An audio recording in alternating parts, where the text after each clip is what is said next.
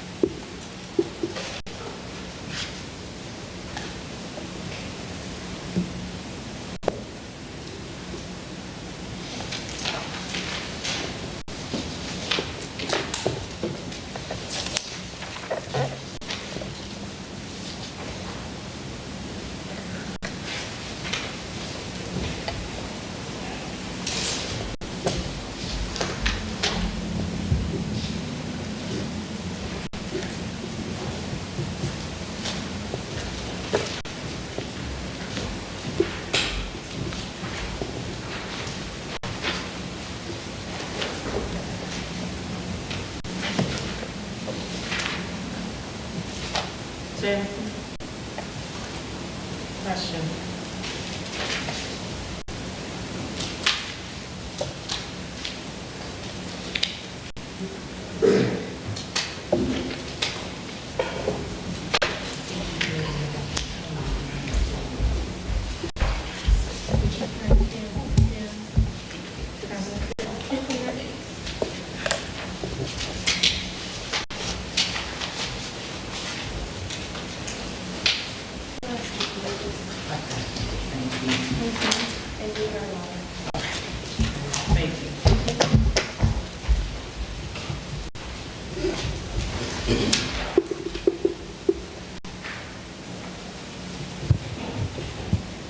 I left my gavel, so tap, tap, tap.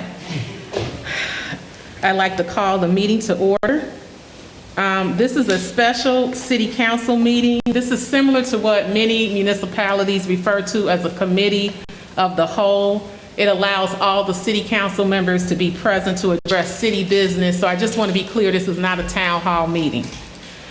Because the city's Zoom account only holds 100 people, and to allow equitable access to the meeting, the public can view the meeting through Comcast Channel 4, the City of Kankakee YouTube YouTube channel, and the city's website, which is citykankakee-il.gov. At this time, I'll move to public comment. Due to COVID-19 and social distancing, the City of Kankakee has modified procedures in order to accept public comments. Please submit all public comments to public comment at citykankakee-il.gov no later than 3 p.m. on Tuesday, September 29th, the date of this meeting.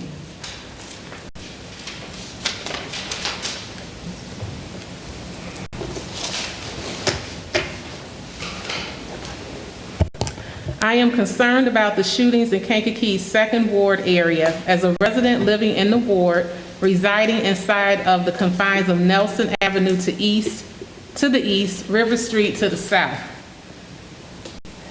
Lincoln to the west, and Court Street to the north. It is as if in this small area of the ward, we are living in a, quote, kill zone, end of quote. The shootings and murders are escalating, and I am concerned. In the early to mid-1990s, we had several years of escalating drug wars and a very indifferent attitude of normalizing the over 36 murders that took place over a several-year period.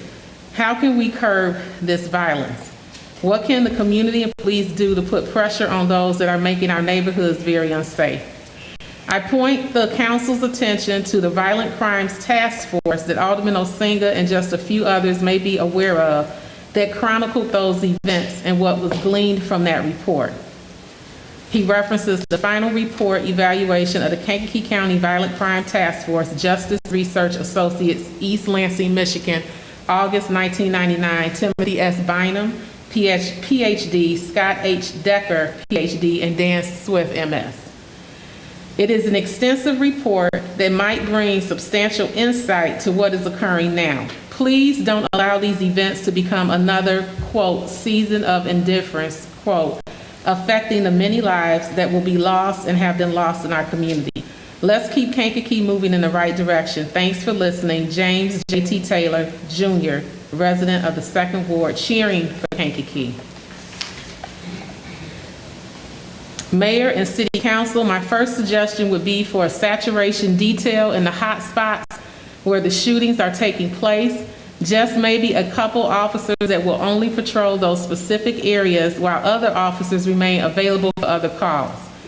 I believe it was done years ago when there was an issue and it did seem to work.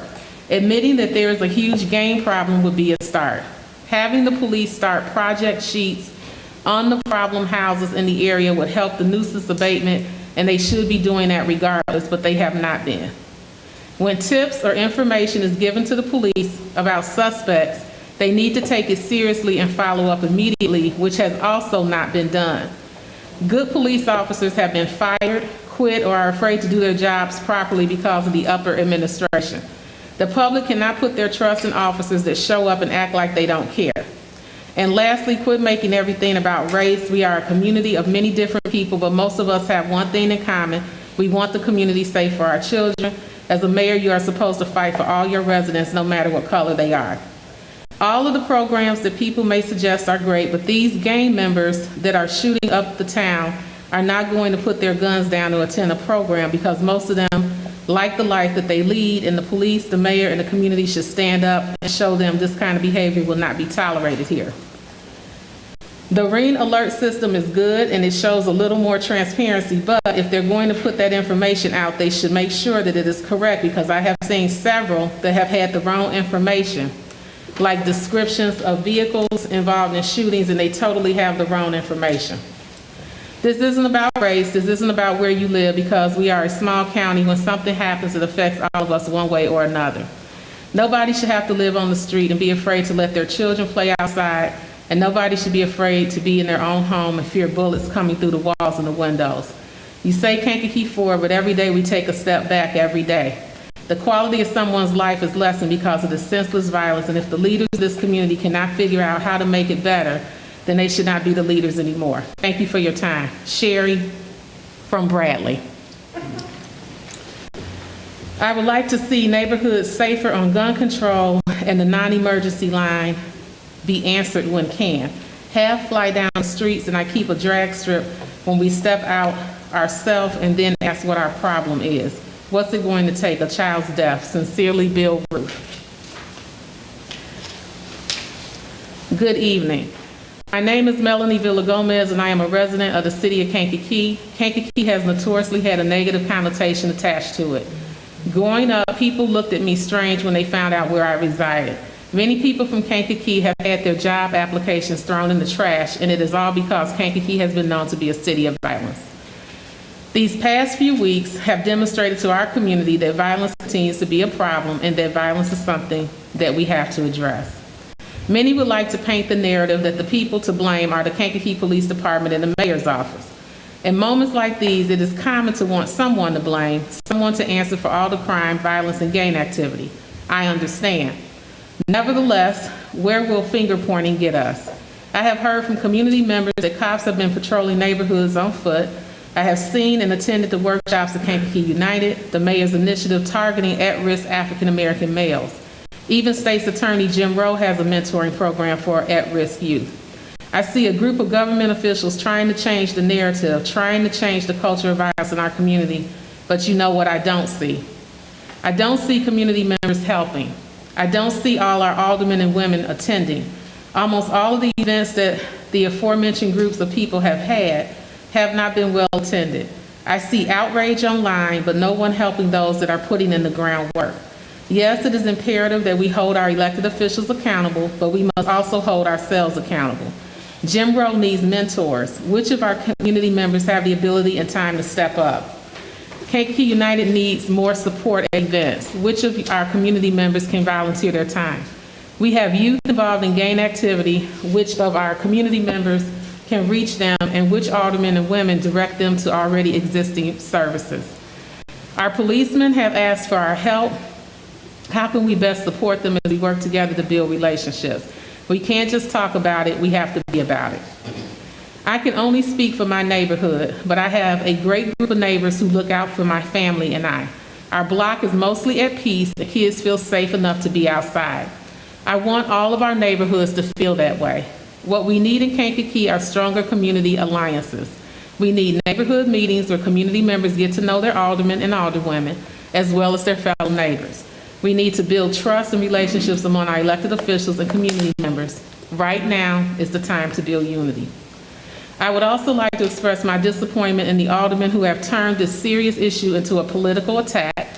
I have seen aldermen on Facebook using any situation as political fodder. Then there are city employees running for political offices who are blocking people from their campaign pages, which could hinder progress in working towards solutions and building relationships. It seems that these same people are closed-minded and against those who do not always agree with them. The young people are watching, and these are the votes you will one day count on. This is a generation who is for change and is boldly standing up for what is right. I truly hope everyone can come together to fix these issues for the sake of Kankakee. Political agendas are exactly what is holding our community back. Thank you, Melanie Villagomez. Hello, my name is Bri Williams, and I live on South Elm in Kankakee. To give a little context to the scenario, I have lived in my home for a year and 2 months. The house next door to mine has been vacant my entire stay. There have been several instances of squatters or trespassers during this time.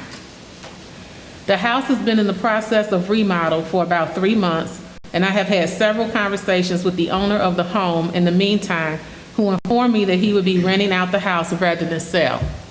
On September 20th, I left the house around 1:30 p.m. and saw the owner, who was working in the yard. We exchanged hellos with no further conversation regarding a new tenant.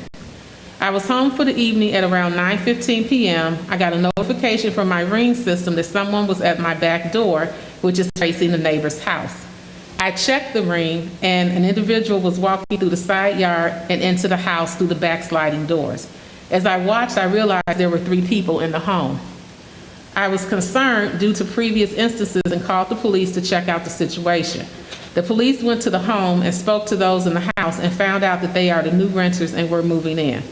The neighbors were very angry and upset, shouting at the officers. The officer kindly said, "Look at it as a good thing. Your neighbor is looking out for the house in the neighborhood."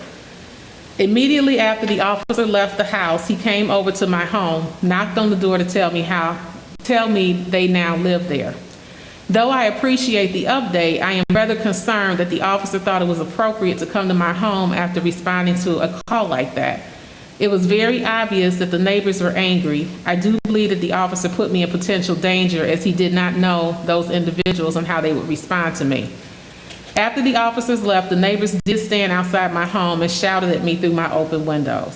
Though I am grateful for the quick response to the situation, I do believe the officer did lack some training, common sense in handling a situation such as mine. I am sure in the grand scheme of things, this situation could have been much worse, and I am thankful that it was not. I do not want to submit this without saying I do appreciate the officers for responding and ensuring safety. I just hope that in the future they are more cautious. I do want to follow up to say that I did receive a call this morning from Deputy Hunt saying that he spoke with the officer and dispatch about the issue. Respectfully submitted, Bri Williams. I just want to know why we do not have a mandate that says 3 violent felonies in the city of Kankakee and you are barred from living here. Cicero, Illinois has that mandate and they have way less gun violence. Thank you, Karen Zimmerman. Mayor Wells Armstrong has been involved in city government for the last 6 years. Under her leadership and experience, we have youth being shot, a disconnect between the community and our police, businesses leaving, and Kankakee still ranked as one of the worst cities to live. High unemployment, low median income, blighted neighborhoods, and crime contribute to those ratings. And yet she believes now is not time for change because she thinks everything is okay. This is out of touch with people, with the issues, and with this community. Our kids deserve better. Our families deserve better. Sound familiar? Those are the words Mayor Wells Armstrong used against former Mayor Nina Epstein during her campaign in 2017. Look in the mirror, Mayor. Better yet, look at your city in ruins. Nothing has improved. The Kankakee United Initiative is a failure. Bike rides won't stop the shootings. And while kids are being murdered in our neighborhoods, you're focusing on hanging lights downtown and giving yourself a raise. We don't feel safe in our streets. We don't feel safe in our homes. Mothers are crying over the casket of their children.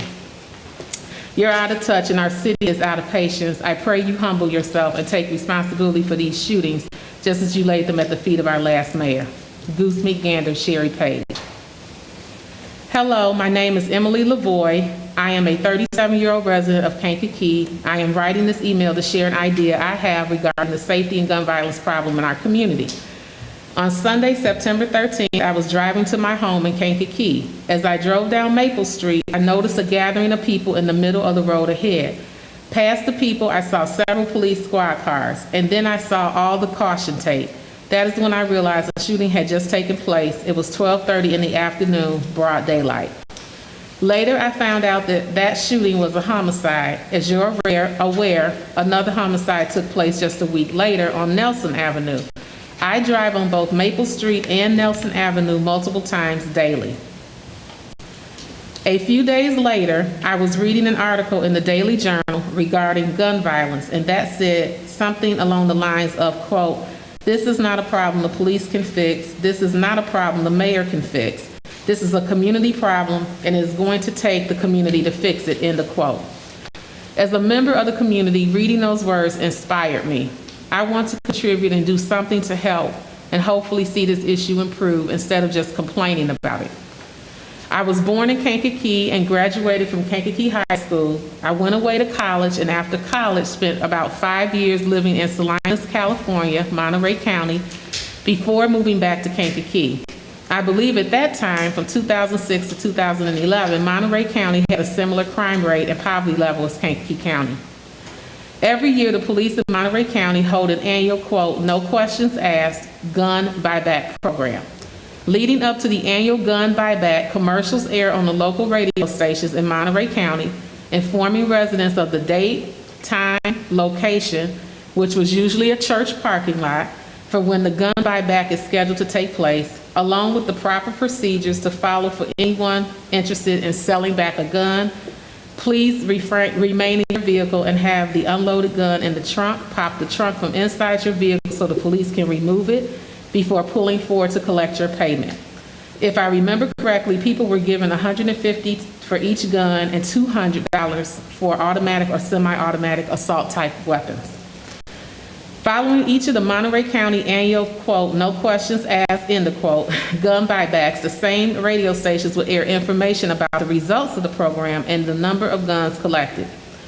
Quote, "This year's annual, no questions asked gun buyback took in 230, 240, 250 guns, 20 of which were assault type weapons," end of quote.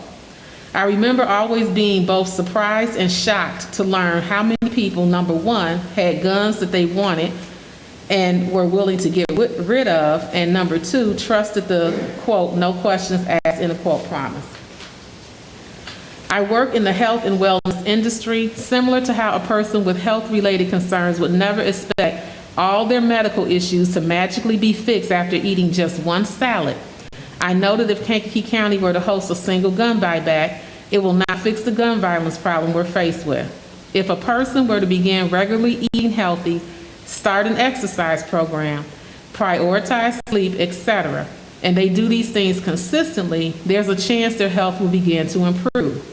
The gun violence problem in Kankakee is going to take time, consistency, ideas, and lots of help from the community to eventually improve. I have been doing a lot of reading and research on gun buyback programs. I am aware that gun violence does not decrease immediately following a single gun buyback. However, statistics show gun-related suicide rates can. Another positive impact of hosting a gun buyback program is an increase in community awareness, involvement, and education. I am of the mindset that getting any guns, even a small number, off the street and lowering access to guns is a good thing. My fiance is a Bourbonnais police officer. He spent the last 6 years of his career assigned to KMED, dealing directly with guns, drugs, gangs, and the violent crime problem in Kankakee County and beyond. Because of his work in law enforcement, I have met and have access to many other police spouses throughout the county. I know a large amount of the officers' spouses would be willing to work together, and through all of our social media channels and GoFundMe, we can raise a substantial amount of money to fund the gun buyback program for our county. I have been in communications with Riverside Hospital and have good word from the president, CEO, that Riverside will support and contribute financially to a gun buyback program as well. I have also been in communications with our state's attorney, Jim Rowe. Thank you for your time and consideration of the idea for a gun buyback program. Good health, Emily Lavoie, eating psychology coach. I attended the community meeting at the high school on September 18th. It was amazing to see the community come together to find solutions for the current issue of gun violence. There were a lot of great suggestions given, but they were more long-term solutions than immediate solutions. The city is in a state of emergency and everyone should be responding accordingly. As of the date of this comment, September 23rd, there have been 139 legitimate shots fired incidents, 27 people shot, and 4 deaths this year as a result of gun violence. These numbers have increased each of the past 4 years. 2017, 98 shots fired, 14 people shot. 2018, 112 shots fired, 18 people shot. 2019, 143 shots fired, 28 people shot. There have also been numerous homes, vehicles, and property damage from shots being fired. Realistically, the time for action was at least 2 years ago when there first was a noticeable increase. No one is blaming any one person except those pulling the trigger. However, people are blaming the mayor and the police for the lack of a response. The community wants reassurance that their safety is a priority. They want to know what action is being taken and what plans are in place. When a sports team continues to lose, 9 times out of 10, the coach is blamed and fired. The city is the team owner, the mayor is the head coach, the police and elected officials are the assistant coaches. The community members are the players. Everyone must work together, regardless of differences, for the team to win and be successful. Parental accountability has to be a priority and enforced. Parents should know where their children are, what they are doing, and who they are with. 12, 13, and 14-year-olds should not be out running the streets at 2 a.m. There needs to be a process in place that consists of warnings, fines, and possibly community service for parents who are not being responsible when it comes to their children. Police need to start project sheets on any problem residents to start the nuisance abatement process. When police receive information from the community, they need to take it seriously and follow up immediately. Police should at least act like they care about what happens in the community when responding to calls. If they don't care, why would those committing the crime care? Obviously, more officers are needed. If there is going to be a way to fund $120,000 per year for raises, there has to be a way to fund more officers. Community safety must be a top priority. Please take to heart that the community is scared and hurting. They are desperate for solutions. They have shown they are willing to help. They are looking for responsible, effective leadership. Thank you for taking time to listen. Michelle Creasy. My name is Kevin Mitchell, and I love Kankakee. I've lived in this city for 5 years now, and I love the local art scene, music scene, friendly neighborhoods, entrepreneurial culture, and access to nature that Kankakee offers. However, I won't deny we have two major problems that need to be addressed immediately, and if this city, our city, is going to truly thrive: a stubbornly high crime rate and leadership that refuses to address the issue. Like everyone in town, I'm appalled at the fact there have been 6 murders since July. Every single one of those victims has family and friends who love them. Every single one of those lives matter. What's almost worse is none of these tragedies were addressed by city leadership or police brass beyond the occasional posts on the Ring app. When an alderman tried to address the issue at the most recent meeting, he was dismissed out of hand because it was past the mayor's bedtime. That's unacceptable to me, and it should be unacceptable to every member of this community. Families should not be weeping while the mayor is sleeping. Kevin Mitchell. There seems to be some confusion about whether the police should be considered reactive or proactive. It is obvious that the police are reactive and that they respond to calls as they come in. But they and the city administration also need to be proactive in building relationships in the community and using their resources to stop small issues from turning into larger ones. Kankakee United and community policing are one way to build relationships. I was glad to see that the bike rides had a nice turnout. How many people took part in the expungement fair held by Kankakee United? How many people have attended other Kankakee United programs? One and done events are only one step in building those relationships. How are attendees followed up with to help foster a positive relationship with the police? Chief Cosman has said that COVID restrictions are impacting how the department can do community policing. While that might keep them from having a citizens police academy, I don't understand how COVID should stop our police department from doing walking patrols or stopping their patrol car to talk to kids outside playing. We all know that any entity relying on tax dollars has only a limited amount of money to spend, but we are in a dire situation right now. A, quote, state of emergency, end of quote, has been in effect since March, April due to COVID. With the number of shootings and murders in one general area, the city should declare a state of emergency there and reallocate money to provide more actual police presence or cameras in that area. Getting a grant for ShotSpotter technology this year is great, but how is it going to be paid for after that? How many hundreds of thousands of dollars have been paid to the Chicago law firm handling city business now? Think of what that could have done to help quell this situation before 2 people died. Another tool that the city has chosen to not use in this situation is the Nuisance Abatement Ordinance. The mayor recently stated that the state's attorney's office can also use the state nuisance abatement statute.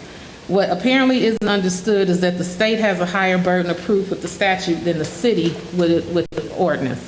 Had the city acted on their existing nuisance abatement ordinance last year when these issues started, I do not feel for 1 minute that we would be where we are now. Thank you, Angela Shea. I am grateful that police cars were present today for the fire drill at Keene and LCC. All I am asking for is a patrol car to be at Keene and LCC during the time that our students enter and exit the building at the beginning of the school day and the end. It would involve approximately 20 to 30 minutes at each time. This is not too much to ask and could be the prevention that is so essential to help assure the safety of students and staff, at least for that time period. Please prioritize the safety of our children for 20 to 30 minutes twice a day. Christopher Boland.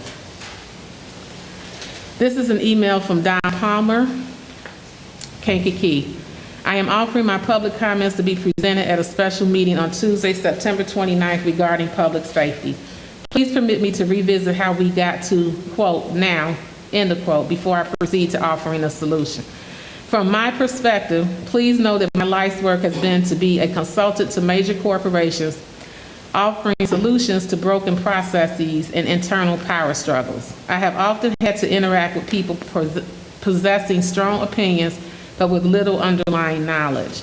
Quote, they don't know what they don't know, quote, often applied.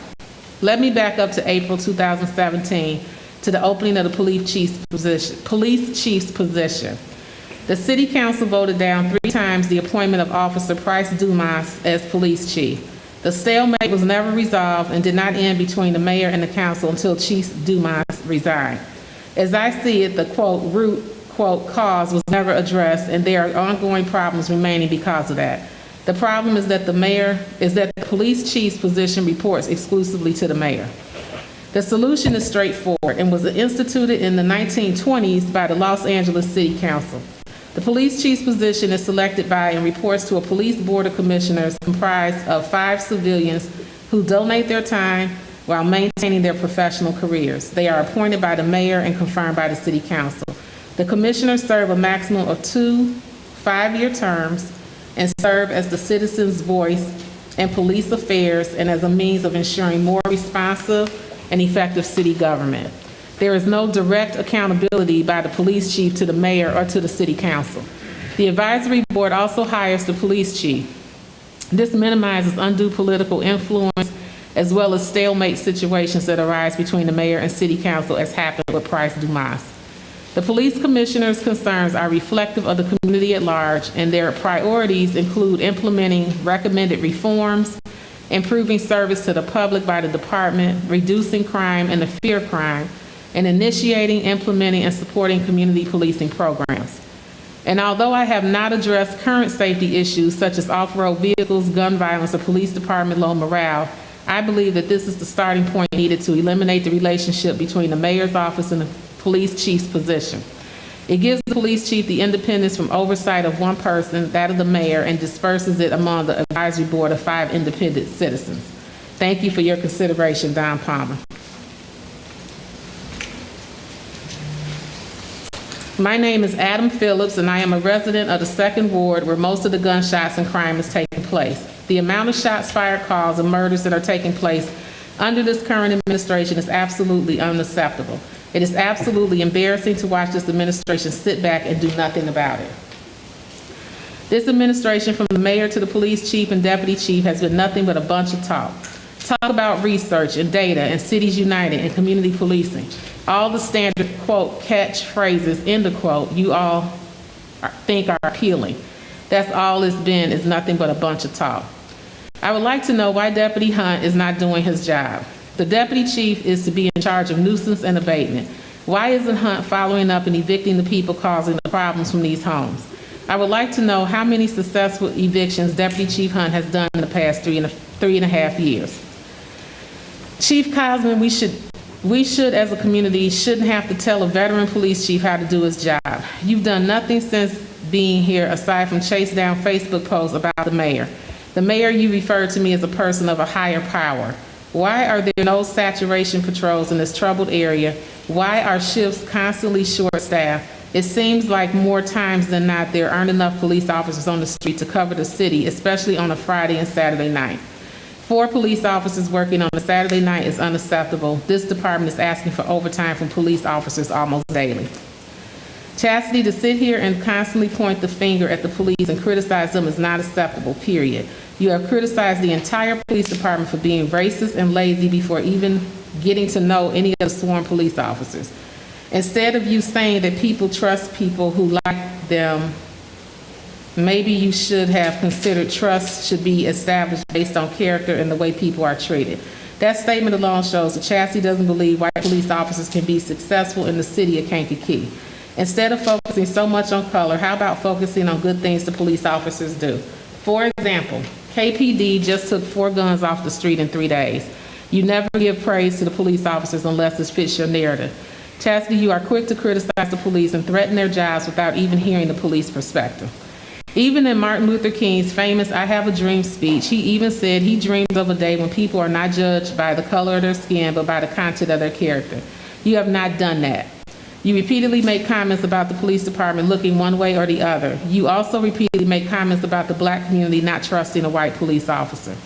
Let's not forget you created this problem in the police department all on your own. You are the one that chose to go 2 years without a police chief because you refused to listen to the city council. You are the one that appointed Willie Hunt to the deputy chief position after you campaigned for mayor and said he would not be appointed to any chief's position in your administration because of the racist memes he has posted. Now we have Hunt as a deputy chief and he's not doing his job. Chastity, you have failed this entire city with your do-nothing approach of handling the crime and shootings and illegal dirt bikes in the city of Kankakee for the past 3.5 years. Remember back to your campaign when you wanted to be elected as mayor. You made several videos about the previous mayor doing nothing about the crime and the shootings and the violence. Guess what? Under your watch, you have done even less and the crime and the shootings have gotten worse. Enough already with the city's united noise. It has not benefited Kankakee in the least. Either the mayor, Chief Cosman, and Deputy Chief Hunt start doing your jobs or resign. Enough is enough. Kankakee is dangerous under this administration's watch. It's a sad day when it takes 6 murders in the city to even get a meeting with the mayor to discuss the crime problem. This is not the normal uptick or the fireworks you want everyone to believe. Kankakee has a gang problem. The city is very dangerous under the watch of this administration. April can't get here soon enough. Hashtag is 945 Adam Phillips. I want to publicly thank the Kankakee City Police Department for their work in helping to secure Kankakee County's first ever jury verdict of guilty for the crime of drug-induced homicide. This is among the most difficult cases to take to trial. In this instance, our job as prosecutors was made much easier thanks to the thorough and unrelenting investigation of Detective Logan Anderson and city officers assigned to KMED. Where our job is to seek justice, not mere convictions, we appreciate the work of Detective Anderson in following up on leads and fact-checking stories 4 more times, all to arrive at the truth. The jury appreciated his commitment to justice as well, and I want to be sure to recognize him for a job well done. Society often looks at overdose deaths as nothing more than a consequence of addiction. Detective Anderson's compassion for victims of overdose and addiction is refreshing and made all the difference in this case. Quite simply, we could not have obtained justice for the victim without Detective Anderson's hard work. I would also like to thank the men and women of the City of Kankakee Police Department, from Chief Cosman, admin staff, and patrol to detectives and command staff, for their progress over the past few days of removing shooters, known gang members, and violent criminals from our streets. In many of these instances, their work has certainly prevented more shootings. In other instances, they have shown how successful community policing can be when residents come forward with information. To remove violent criminals from our streets requires evidence, witnesses, and testimony. The police cannot arrest someone, and the state's attorney's office cannot prosecute someone on anonymous tips alone. It takes the courage of a community to step forward and refuse to allow the violence in our streets, to tell law enforcement what and who they saw when a crime occurs, and to cooperate in the eventual investigation and trial. This can be difficult. It can be terrifying, but it is necessary if we are ever going to reduce violence in our community. If we point the finger at the police, we must also be willing to point the finger at ourselves. Parents, neighbors, resource providers, and engaged citizens are ultimately in a much better position to stop shootings and reduce violence in their homes and streets. If you know someone has a gun, report them. If your child is in a gang, call the police on them before someone else does. If you witness a crime, speak up. We all have an obligation to do better and act when duty calls. Also necessary is community engagement. In the state's attorney's office, we are devoting comparable resources to an intervention and prevention programming as we are toward prosecution. We are partnering with our superintendent, our schools, park districts to deter crime and provide resources to keep young men and women from going down the wrong path. There are long-term solutions for sure. Our mentoring and community initiatives will not stop the shootings overnight, but these are necessary investments that we must make now if we are to ever curb violence, trauma, and recidivism on this countywide level, To address the immediate concerns, shootings and murders that have plagued our city over the recent months, we have to support our law enforcement's efforts, encourage the community to come forward with information, and produce results when they do.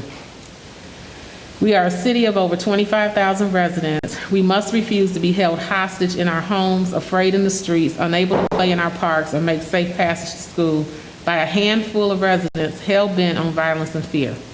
I encourage the community to support officers on your beat and see them as part of the solution and a partner in the effort, not as a problem or the only party responsible for stopping the shootings.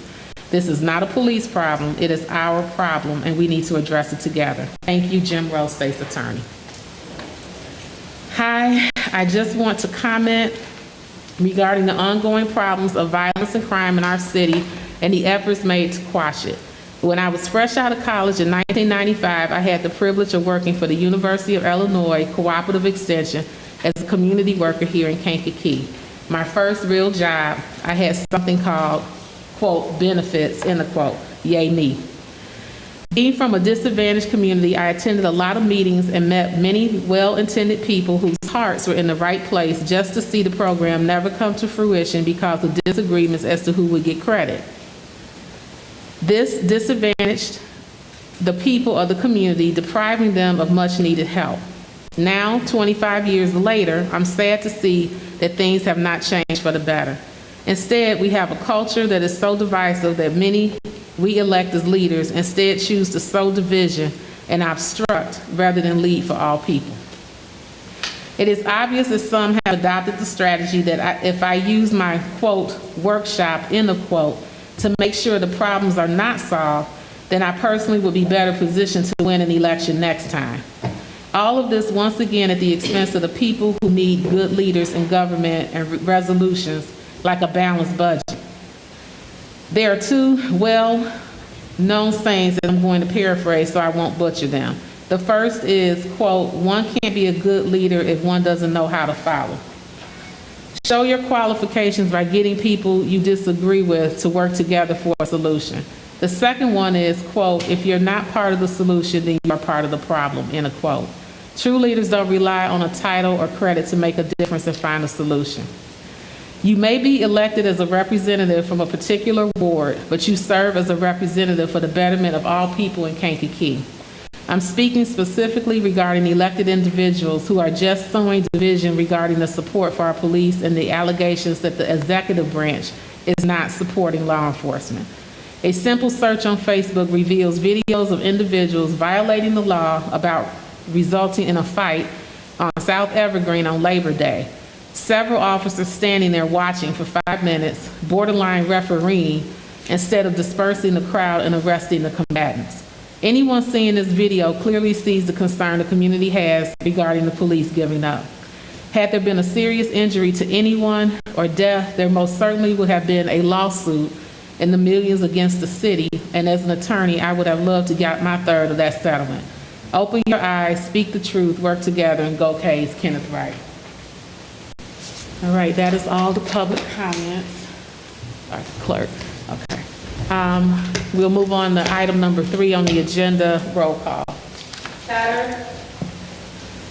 Brown. Here. Curtis. Present. Cobb. Here. Lewis. Here. Paul. Present. Stafford. Here. Swanson. Crawford. Present. Osenga. Present. O'Brien. Here. Gall. Here. Malone Marshall. Present. Crew. Here. 12 present, 2 absent. Okay. I want to thank everyone for taking time to submit public comments and share your perspectives with all of us. We know that this is a serious issue in our community, and we will incorporate your feedback as we continue to address this as a community. Item 4, new business, addressing public safety and gun violence in the community. In attendance tonight, we have Alderman Carl Brown, of course, who's on the City Council but chairs our Public Safety Committee. Alderman Osenga is our Vice Chair of the Public Safety Committee. Alderman Brown, any details you want to share about the committee, when you meet, those types of things? Well, just in case you don't know, we meet the first Tuesday after the City Council meeting, and it starts at 5:30. And we welcome public comments.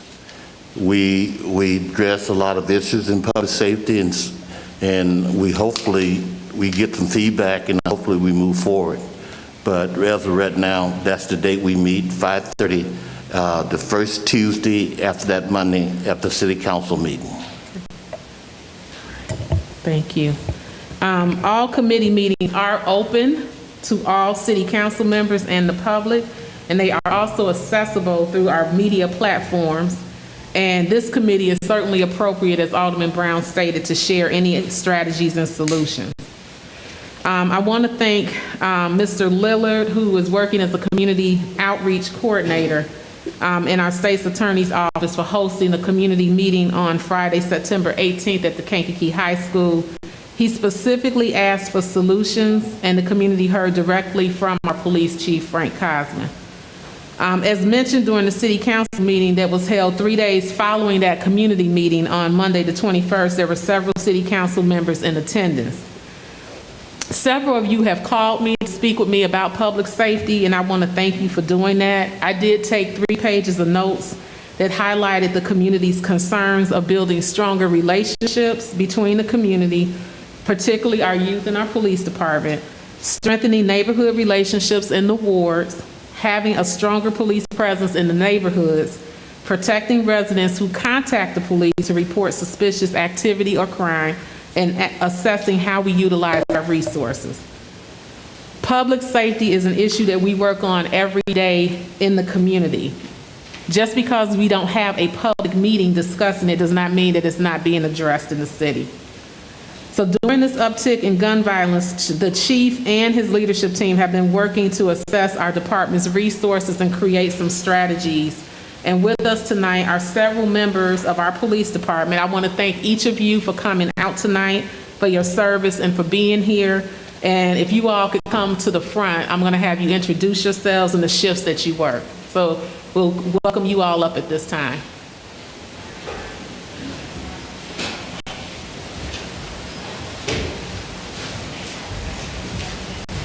And you can come right up here to the microphone if you could introduce yourselves. Go ahead, you up, Sam. My name's Sam Bagayski. I've been on the department for 3 years. Currently I work second shift patrol. Jay Etzel, Commander of Investigations with the Police Department. Been on here almost 30 years. What shift, Jane? Commander of Investigations Detective. Okay. Donnell Austin, I'm patrol commander. I've been here for 20 years now. I'm Jose Diaz. I work second shift. I've been here a little bit over 2.5 years.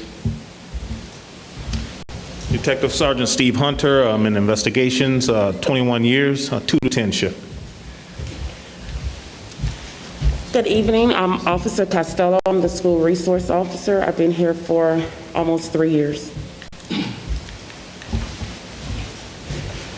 Lieutenant Mike Shade with Kankakee City Police Department. I'm currently working midnight shift, as shift commander.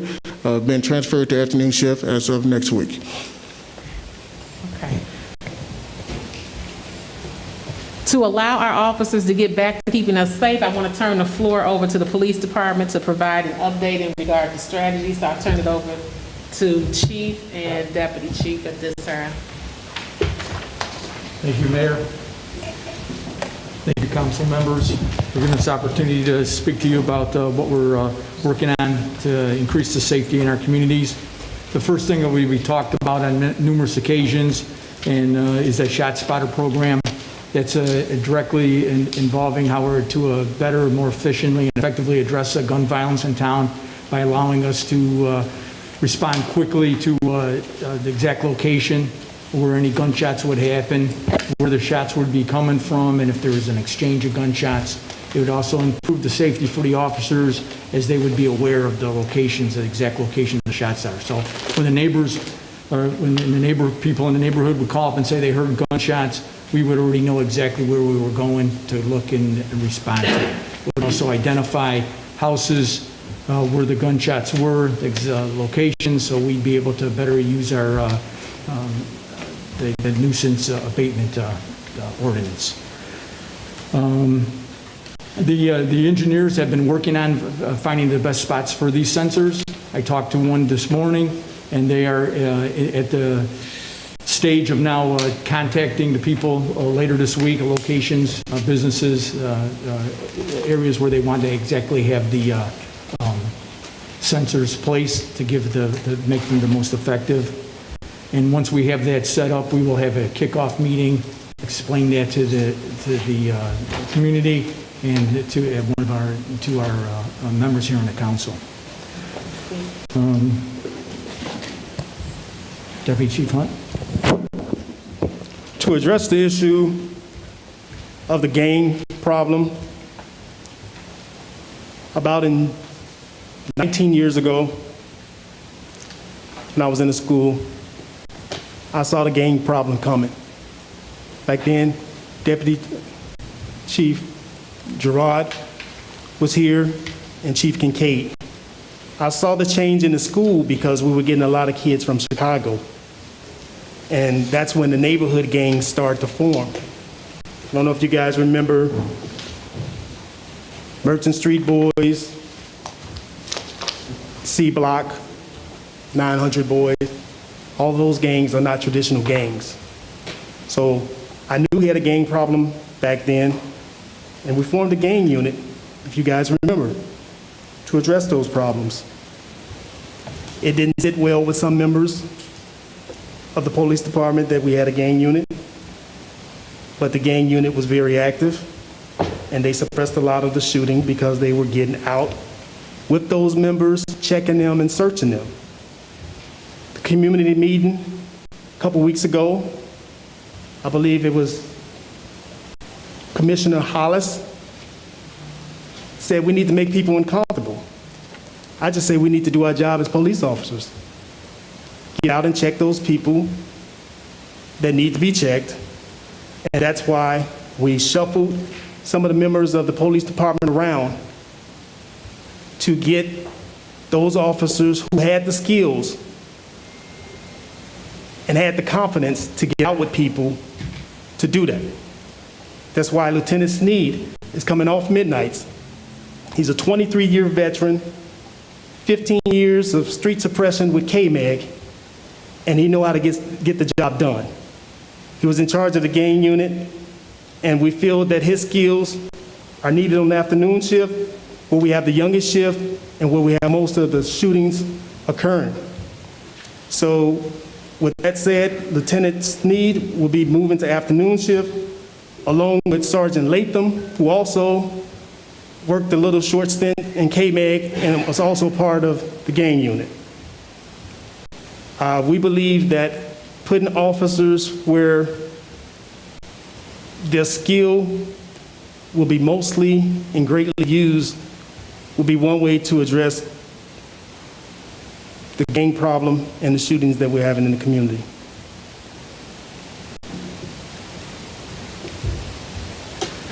We also, Along with this, we are also, we have had a directed patrol unit, which was assigned to be going for areas where we thought were the higher crime areas that we were able to identify and everything.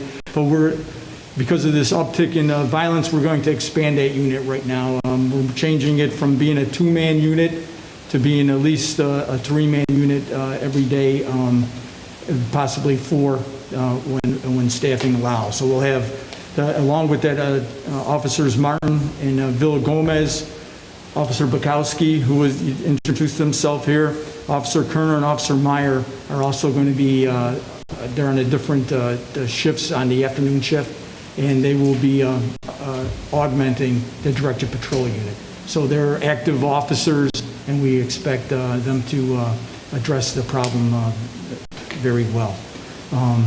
The goal, when we only have two officers working, we were only able to have them work their, when they were off, we didn't have the directed patrol. The way we have it designed now, we'll have a 7-day-a-week unit on the street for this directed patrol unit, which we're going to call a crime response unit. So they'll be working closely with our detective agents, with Sergeant Hunter, meeting with him at the beginning of their shifts, and making sure that what they're looking, what needs the most attention from their investigations, what they've been able to find. And they will also, with that Shot Spotter program, part of it is an analysis part that is with the Shot Spotter that'll tell us where the shots are being fired. They'll give us heat maps indicating where we should have our officers, and that'll be one of the major indicators that they use to where they'll be patrolling. and as far as the nuisance abatement, we are using a nuisance abatement. And if you read the ordinance to the nuisance abatement, it states that you can either go through city council, or you can use the state's attorney. And I thought it was more fiduciary and fiscal responsible to use the state's attorney to represent the city in the ordinance instead of using the city attorneys that everybody say is costly. So state's attorney Jim Rowe have agreed to take on the city case for free to prosecute them under the state statute and also the city ordinance.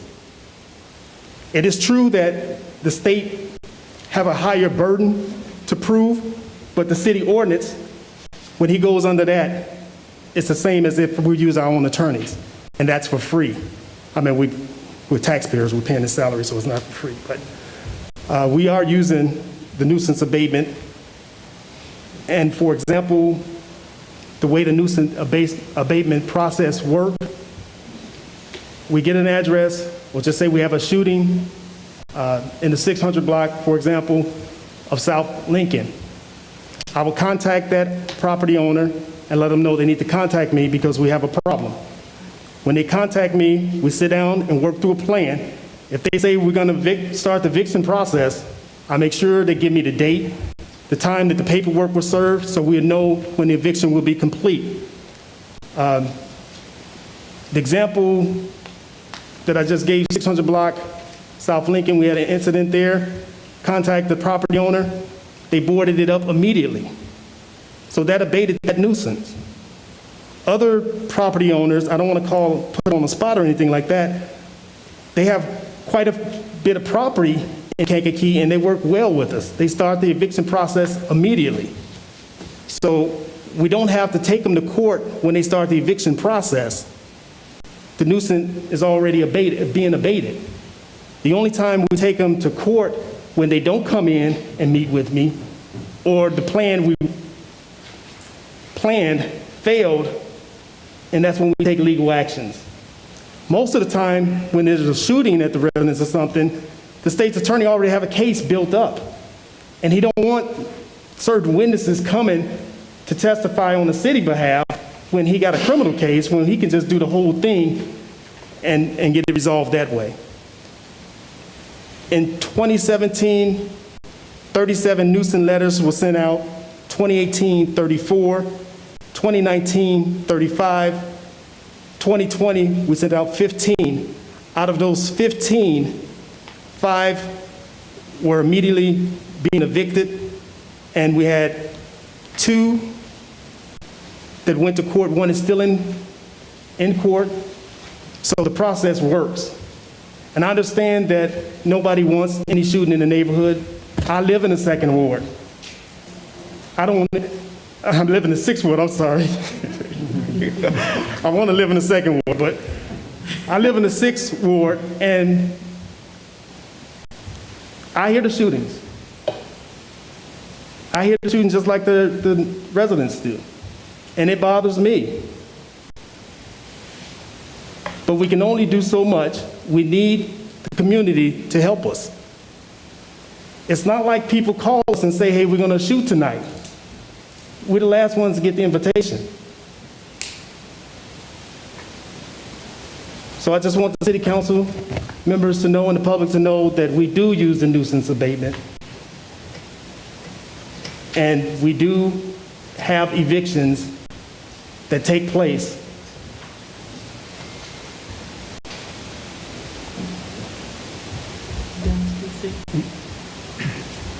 Another point I want to make is that everyone know that we are contacted the state police. KMEG, which already has a suppression unit that works in our town. And with the sheriff's office, we are planning on high visibility patrols in the high crime areas too, to attack from that angle too. Well, they'll be making even more stops and to checking with the primary purpose of locating guns or gang members and trying to reduce their access to the areas. So we do have that. KMEG's been around for a long time, and they do have a suppression unit part of that. So we have 2 officers assigned to that, and there's officers from the county, the state police, Bourbonnais and Bradley on that unit. And you know, we do have community engagement, and it's sad to say that the ones that's doing the shooting are not coming to the community engagements. I mean, we've done the bike ride. We had officers play kickball with the community this past weekend. We had officers to go speak to the football team. Superintendent Janera Walters called me, and she was amazed that we had officers coming out and speaking to the football players. We said we was going to try to get officers to stop by 10, 15 minutes just to show their face, just to show the kids that we care. We're starting a drone program. Sergeant Hunter is going to head that up. He's our drone guy. We're going to start that program up. We have a few Stop the Violence initiatives. We've worked with Aaron Clark. We work with City United. We're trying to reach out and show the softer side of law enforcement. But you got to realize that these are trying times, and officers are a little bit scared of, how to approach the community with everything that's going on. And I can say I can sympathize with them because I understand. I've been there. But at the same time, we have a job to do, and that's when your training kick in, and it's okay to be scared. They always told me, you find a man with no fear, you found a fool. So with that said, I know we have good officers on the department. I know they want to do their job, and I want them to do their job. But at the same time, we have to be held accountable for our actions. And we do cooperate with the school district in many ways to address these issues. We do have our school liaison officer. You met her today, Marisha Costello. She's assigned to the school. She's spending a lot of time at the neighborhood, or the Strong House, in a Strong Neighborhood House, working on developing programs for there in that facility. We also are working with the school in school notification whenever there's shootings is an ongoing kind of a thing that we got to make sure that we remember to call the school when we have a shooting in the neighborhood during the school day so that they're notified. They're working on getting an app into place that would be an easier way to make sure that we have those notifications made to the schools so they know, even though they'd be on more of a hard lockdown then, but the doors are always locked at the schools, and we do work with them on a regular basis on improving safety. They also have a grant, and we're working with them. We've identified a vendor that has a very good deal in reference to buying some cameras that could be portable cameras that could be placed at different areas, like the different bus stops that are out through town, so we can end up having cameras in our neighborhoods more. We're working with the school on a lot of different issues and trying to improve our safety. As far as the citizen complaint process, I'm trying to get that streamlined and to be online so the people don't have to come in. But at the same time, I want it to where the people can put comments on when the officers do something good. I just want it to be a bash website or platform. I want them to be able to say, Officer Bogowski got my cat out the tree, and I think he did a good job because he didn't have to do that. I want them not only just to be able to complain, but also to give praise to the police officers. So I'm in the process of trying to streamline that process. And the way we do citizen complaint, anybody can file a citizen complaint that have knowledge of a situation. You don't have to be the victim to file a complaint, for example, excessive force. If you see an officer using excessive force, it doesn't have to be done on you to file a complaint. You can come in and file a complaint because you have direct knowledge of that. And we shouldn't turn away any complaints in regards to the police because we want to be transparent. Who would they file a complaint with? They come in to the police station, or you can call. We've delivered paperwork to people who didn't feel comfortable coming to the station, but it usually starts with a supervisor. You fill out a report, an incident of what happened, what time, place, and you also choose a category that you think the officer violated, whether it was excessive force, verbal abuse, unprofessional conduct, or whatever you feel that the officer violated. And you fill it out, turn it in to the shift commander. He signed it, give you a copy of it. He also reads an affidavit to you, letting you know that it will be investigated. And if the facts are malicious or made up, you will or can be prosecuted for filing a false police report. After that, it goes to the chief. Chief look over it and pass it on to the inspector. The inspector would call the person in for an interview, and he would investigate it, give his report, to the chief and to the mayor, his findings, and go from there. If discipline is recommended, the chief takes it in consideration. If it's unfounded, that goes in an officer's file that it was unfounded also. And one other program that we would like to establish, and we're starting the training later this month, is establishing a police chaplain program, which have two prongs to it, two major things. One is officer wellness, to ensure these officer wellness classes that we'll be starting going to later this month. They'll make sure that the officers are in the right frame of mind to create, to serve the public in the best manner possible. And also, it would provide more support to the community at times of crisis and needs. So when we go up to a scene where there is a shooting, where there is an accident, and people are obviously distraught, we'd be able to have a chaplain program where we can call and get them some help right away. Because as much as we would like to be empathetic, we're trying to perform jobs and solving crimes and working on it, it would be better to have someone whose primary purpose there would be to be helping the people and their emotional needs and being able to help them out through the difficult situations. So that'll help improve our relationship with the community, especially with all the community members that are in a time of need.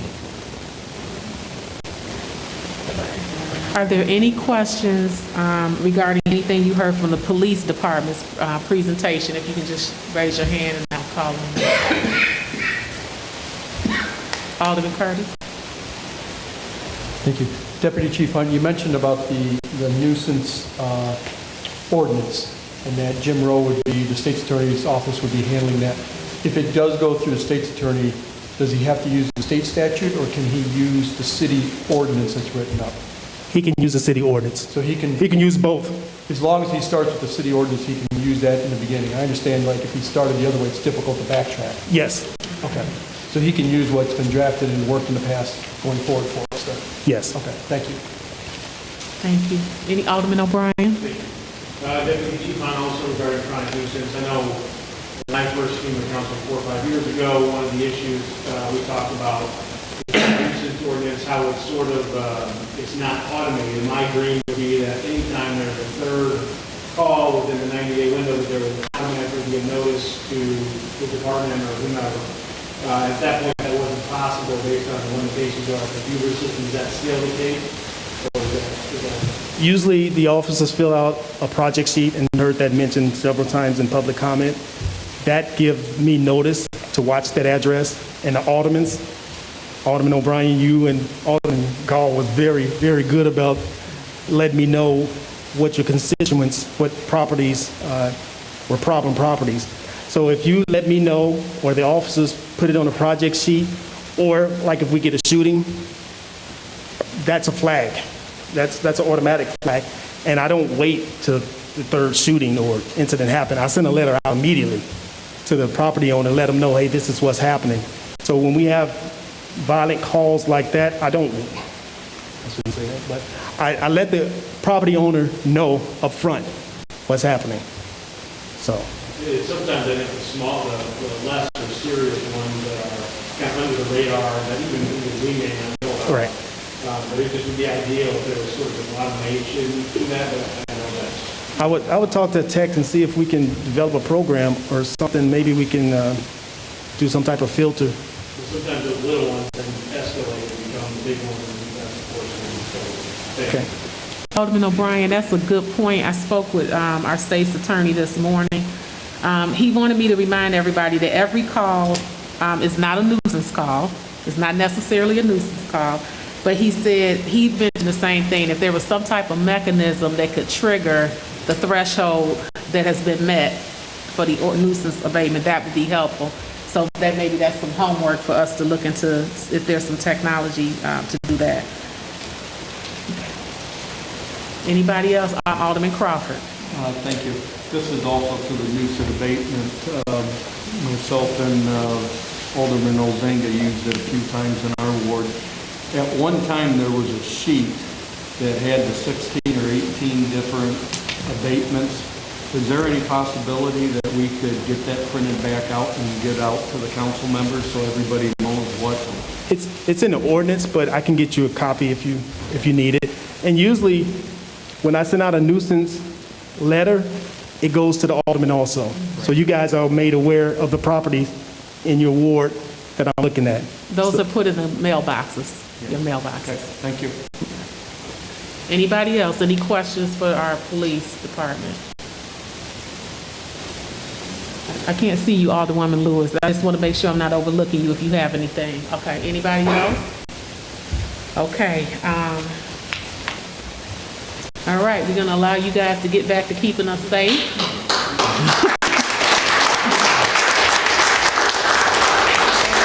Thank you. Thank you for coming in tonight. So just quickly, as a summary, Shot Spotter program, shuffling of management personnel, so there's going to be some movement in personnel, particularly taking advantage of experience and putting those officers on the second shift, our afternoon shift. A crime response unit is being created. Directed patrol unit is being expanded, and that's going from up to 7 days a week with at least 3 officers. High-intensity patrols with the Illinois State Police and the county have been scheduled. And then our department will continue to build community relationships through their public outreach, continue working with the school district, and establish a police chaplain program to not only support our officers and personnel, but also to support the community when we have traumatic incidents happening in the community. So that's a list of some of the strategies that our police department has created. So thank you, Chief and Deputy Chief. In response to gun violence in the city of Kankakee, the administration created an initiative during 2018, Kankakee United. Lynn Williams serves as our city lead, and I'm going to have Lynn introduce the team members joining us here tonight, and then she's going to provide an update of the Kankakee United activities. Good evening, thank you. At this point in time, I would like to call up Dr. Deb Barron, who is also the director of Project Sun, Aaron Clark, who is the site director for Youth for Christ City Life Youth Center, as well as Youth Violence Prevention Coordinator for KSD 111, Jasmine Humble, who is the city's Marketing and Communications Coordinator, Rachel Schramm, who is the city's Community Outreach Coordinator, as well as the mayor and myself that serve on this leadership team. So at this point, I would like to talk about Kankakee United. Our leadership team meets once a month to discuss activities and programs and initiatives to implement within the city. Cities United Cities United supports a national network of mayors who are committed to reducing the epidemic of homicides and shootings among young black men and boys ages 14 to 24. With Cities United, we have monthly roll call meetings. We just recently have a virtual annual convening on September 23rd to the 25th, where I was able to accrue resources, news articles, books, breakout sessions, valuable information, and partnerships with other city leads throughout the country. I became city lead in December 2019 and with the leadership team's help, developed a robust schedule that was upended, obviously, by COVID-19. We had activities in place such as teen dating and violence program, back to school, stop the violence, substance abuse, male panel discussion, mental health trauma presentation, performing statistics, things of that nature to help address the issues of gun violence within our community and amongst the youth. Since then, Kankakee United meetings under COVID-19. In January, we had an open meeting where we had about 40 to 50 plus at the public library. February, we had a Selma movie showing where we had at least 125 in attendance. March through April, we were hit with COVID, but we still did a series of graphics via social media addressing gun violence for Youth Violence Prevention Month. In May, we held the Kankakee United Town Hall meeting via Zoom. June, we did in partnership with Prairie State Legal Services, a virtual expungement fair from June 15th through 19th. And I believe there was a question about how many people. Well, we started the process for expungement for 33 people within the community. July, COVID-19 obviously still was going on. We applied for a Walmart grant and received $2,000 for the Kankakee United Initiative. That money will be used to help bring incentives to the youth in order to get them to buy into the program, to participate, and things of that nature. September, we did, as the police officer mentioned, Light Up the Night bike ride against community violence. We had at least 70 to 80 in attendance on that event. Kankakee United donated lights for at least 20 plus community members that night. We had speakers with Commander Austin, Aaron Hunt, Kent Wade, and myself to address community violence. I'm sorry, Aaron Clark, I'm sorry, that's my brother-in-law, I'm sorry. Aaron Hunt is my brother-in-law, I'm sorry. And we did this event to encourage more interaction with police, and also to discourage violence within the community. There were several officers that assisted youth and teens with attaching the lights and engaging with them, and it was a very friendly and a great event for the community, and it was received well. I'm sorry. Yes, the police officers rode with us. We had navigating the course, as well as being every step of the way. They were definitely assisting the process and helping with the younger kids.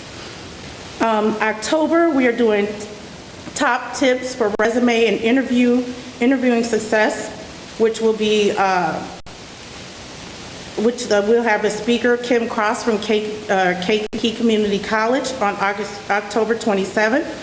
And in November, we'll have a presentation with the WIOA program, which is a young adult program, which is designed to support and encourage students ages 16 through 24, explore career opportunities, gain hands-on experience, and build work history. The program recently shifted focus from offering summer employment opportunities to preparing students, and this is for students as well as community members. You don't necessarily have to be a student, with job skills and internships throughout the year. And so these programs are designed to address the employment barriers that these youth face. So if we get the information to them early on, we're hoping that they'll make better decisions as adults and being exposed to these various programs throughout the community and being educated and equipped with the tools to be successful and also to make better choices. So for right now, again, with COVID-19, we were adjusting on the fly. We held most of these presentations virtually in order to accommodate, so we did not stop, we just had to adjust, and it took some time.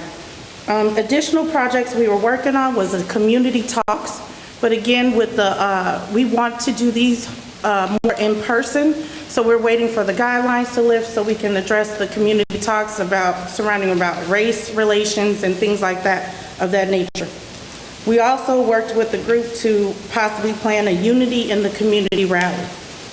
Partnerships are some of the partnerships that we established right on, as I stated, Prairie State Legal Services, Kankakee Community College, the Kankakee Police Department, City Life Youth Center, Lift with Ambition, Country Financial, Project Headspace and Timing, Turn of the Wheel, Walmart, the Black Chamber of Commerce. We are welcoming volunteers to be a part of this initiative. As far as communication goes, I've created listservs, and so hopefully I can email information out to allies, Kankakee United allies, the people that want to help and assist and sponsor activities or sponsor programs or giveaways. I will have information to give to email them so they know what events we have planned and that are upcoming. And then we have the Kankakee United listserv that we're collecting email addresses from the youth, so they'll be notified of what's happening. With that said, I want to please note that the leadership team here, we all work our regular full-time jobs in addition to addressing this narrative, this initiative. So please understand that we've dedicated countless hours and time and efforts in order to make this a valuable program and to offer as much as we can to the community. So, again, we can learn more about Kankakee United on the city's website, as well as social media and the city YouTube channel. Do you all have anything that you want to add? No? No? Okay. All right, I want to thank the mayor, our leadership team here for coming out tonight, and the supporters for Kankakee United. Thank you. And I'm just going to now open it up to the city council if there are any questions for the Kankakee United team.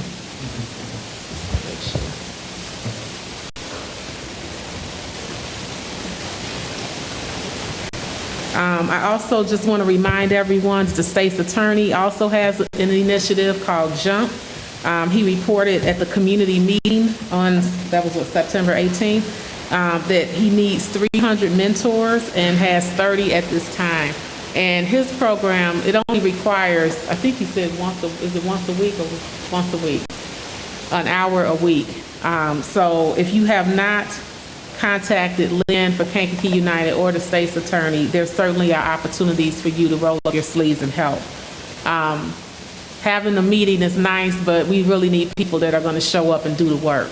Having meetings just to have meetings are not effective. And to reach our kids and our young people and to really start some impactful change in the community, we need people that are going to roll up their sleeves and do the work. So, again, any questions for Kankakee United? Alderman Prue, you have the floor. Yes. My question is, because I'm hearing a lot of talk of people down bringing Kankakee United, how many of the citizens of Kankakee have come forward to try to help with this program? Well, as far as citizens, I've had other organizations offer to help.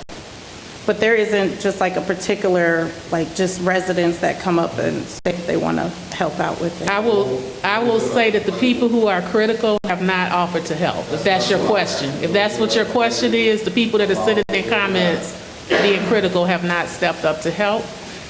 We do get, I have had some emails from people, like Lynn said, there was a gentleman, I think that's from Olivet, that have reached out to me and said, how can I be helpful? What can I do to support, the community, those types of things. So in order for these programs to be successful, we need the residents of town to help out with that, right? Yes, we definitely need more manpower. But again, being the executive assistant, I have that role, which is obviously a full-time role by itself. And then take on the city lead position for this initiative. I'm definitely working additional hours to make sure that we move programming along and to coordinate with our leadership team in order to get this initiative out there. So we're addressing a lot of website things, logos, updating, a lot of things that we're doing when we have our monthly meetings. And then again, I failed to mention, we're also doing activities where I'm having once we're able to get with the youth to designed around gun violence, to talk a bit more about that. I have my intern, Melanie Villagomez, who is interning in the mayor's office, who has been very instrumental in helping to research and seek out those activities that we can also, again, keep that narrative there as far as addressing gun violence. And hopefully those young people will remember these interactions, because I did, when I was young, I did the DARE program.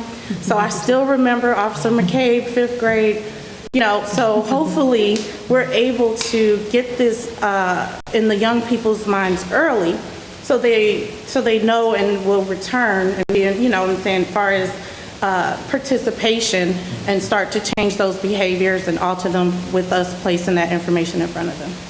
Can I add something to that? Yes. So Aaron, can you talk to that mic? So I just want to make sure people hear you. Okay, so I think that for the community to understand, so I've been doing youth outreach for about the last 20 years, specifically targeting some of the hardest kids out there, especially young men. And people want to help, but I think that, and this is not a criticism, it's just a matter of fact. Most people don't understand that these young men, which Kankakee United targets, they have very hard lives, a lot of bad situations that they're in, and they got a lot of pull in them, a lot of pull on their life in a lot of different negative directions. And so the amount of time that you need to spend with a young man or two, it's not a half-hour program once a week. And I think that that's what most people don't understand. It's like sometimes you can have fun with them, but where we've seen the most dramatic change in young men going from selling drugs and carrying guns to being viable citizens in their community, these are young men that somebody is spending 12 to 15 hours a week with them. And most people just don't have that kind of time or the understanding of the amount of time that it takes to put into these young people. So I just wanted to say that as the community thinks about helping, that's the amount of help that the people that we're targeting need.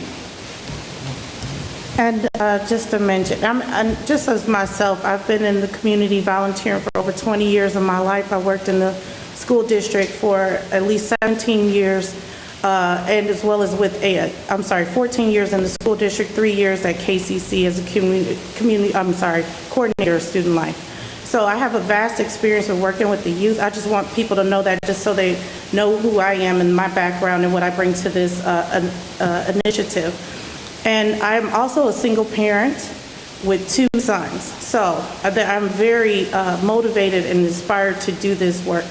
I welcome and employ people to volunteer and assist with us. We definitely are spread thin with manpower. It would be very helpful, and we can offer more programs or more workshops to engage with this demographic. Right here.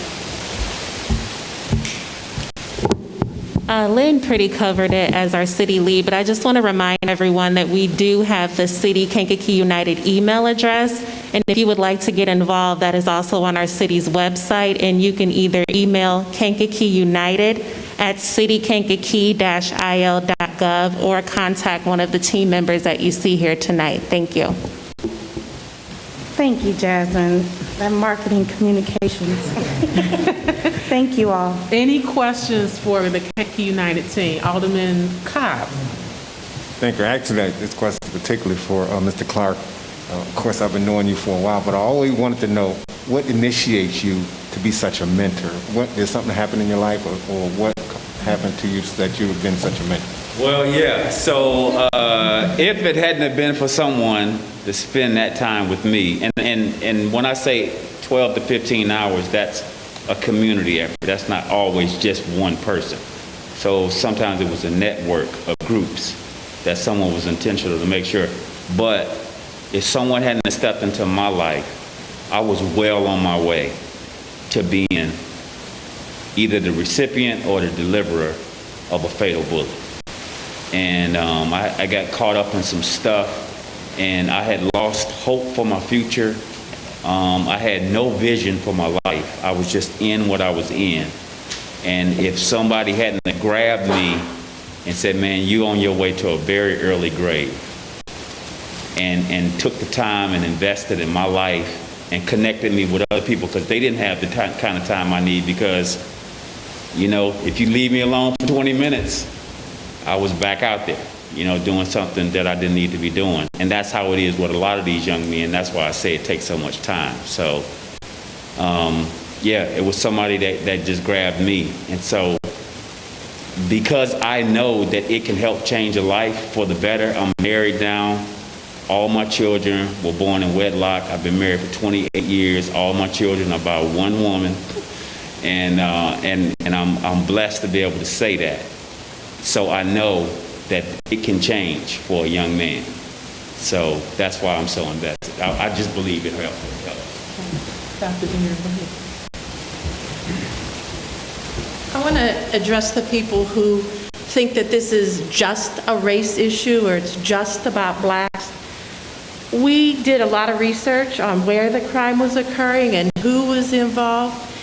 And when you look at the data and the disproportionate likelihood of a black young man or boy to be involved in gun violence, you can't help but prioritize. And I know Deputy Chief Hunt used to say, why would we send the fire truck to somebody's house who isn't on fire?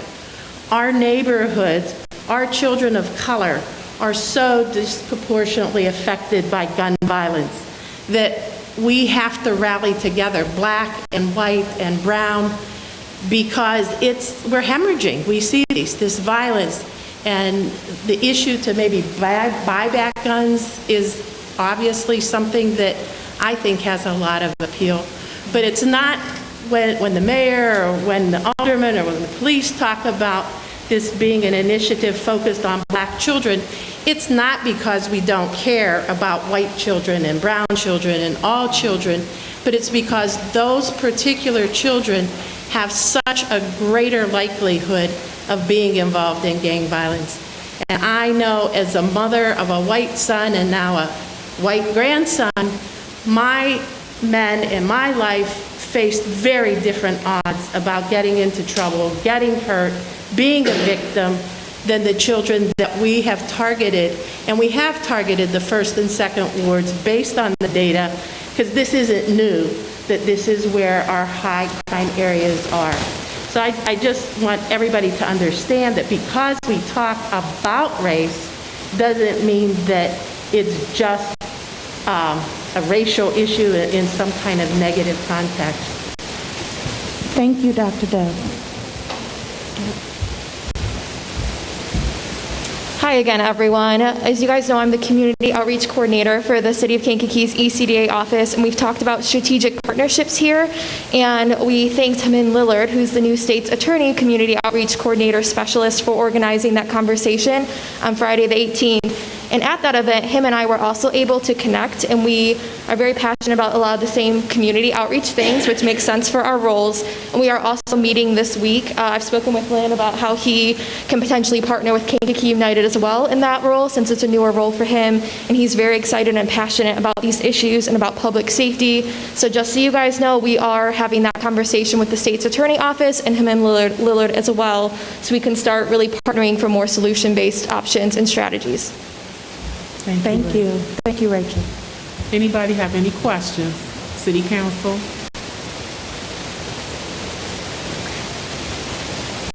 All right, I want to thank you all for coming out tonight. You guys can go ahead and have a seat. Next, we have Barbie Brewer Watson, our Executive Director of the ECDA, here to share some updates regarding some additional initiatives. And as she gets ready, I just want to remind everyone, State's Attorney Jim Rose for JUMP program, again, he says an hour a week. I believe there is a stipend also attached to his program for mentors. And then, of course, our program is a bit more intensive. Pastor Clark, Aaron Clark, I like that you brought up the fact of maybe having teams of people that kind of wrap themselves around these particular youth. Because when somebody hears 12 hours, that can be overwhelming. That's a part-time job, and everybody here is busy. Our city council members have several meetings they attend. The community expects them to be at events, so they are busy people as well. But I like the idea of partnering our youth with a team of people that can devote some time and wrap their arms around our youth. So thank you for bringing that up. Barbie, I'll go ahead and turn over to you. Thank you, Mayor. Many of you have asked me before tonight coming in for a Strong Neighborhoods update, and so I'm going to go ahead and just give you a little bit about the activity that has been happening around there. That is a partnership, as you remember, with the school district and United Way, and so I'm very grateful to Dr. Walters, her team that is already in the house right now working. They've been really committed to this program, so thank you so much. Officer Costello is there, so she's there almost every day in the house. Gloria Kennedy is working out of the house as the representative for the school district, and then she has an assistant, Shay, who's there as well. and they are working out of the house. It's operational. They're providing programs that serve the community that's there. And I know I'm saying thank you a lot, but I'm really grateful to them for being there and being committed. The success of Strong Neighborhoods will be consistent hours and programs and services for the residents so that they know that they can come there and get the help that they need. So getting started right away is because they're committed to it and getting in there. So I just wanted to let you know they're there. We are still, as the property manager of the house, there's still a lot of things that we have to do. So we're still working through some of those things, getting ownership of the house, all the things that you have to do on our side to put in those policies and procedures, making it safe. So we've got some projects coming up on the house as well. And then we are installing cameras. So there will be cameras at that house. I have half of the camera order in. I'm just waiting for the outdoor cameras. So we're working with ESU and the IT team. The school district has already paid for the internet there, so we'll be tapping into the Wi-Fi that's already there, but cameras will be installed in the next couple of weeks. I'm really hoping we can speed that up, but I just wanted to let you know that is happening. And we have been doing community assessment meetings, so we've been in the community. ECDA doesn't, Strong Neighborhoods is just one of the programs that we operate, but we are mandated through all of our federal funding to be in the community getting feedback all the time. So that's why we're doing those surveys. That's why we're hosting as many meetings as we can to be out in the community. It's one of the reasons why the census pop-up events are important to us, because we can also use that as an opportunity to get feedback from residents. So we're always asking key questions. And so what we've learned from across the citywide, but mostly from the residents in the second ward, and then of course the city survey last fall, which we're getting ready to do again, is 86% of the residents feel like public safety should be our number one concern. Then their number one solution was access to cameras. Their number two solution idea, especially in the last 2 weeks, has been neighborhood stabilization, beautification, curb appeal. They'd like some help with that.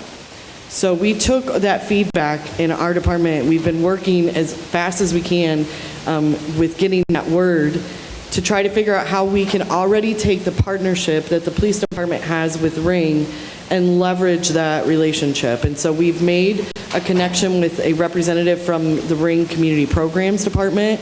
And so we're working through potential opportunities for residents to have some discounted access to cameras. Maybe we can purchase bulk cameras and be able to give them away. This is going to take some time, so I ask for patience. But we are currently doing that work. We have our own representative. More information to come, and we will be working through the Community Development Committee to get any proper approval that we need.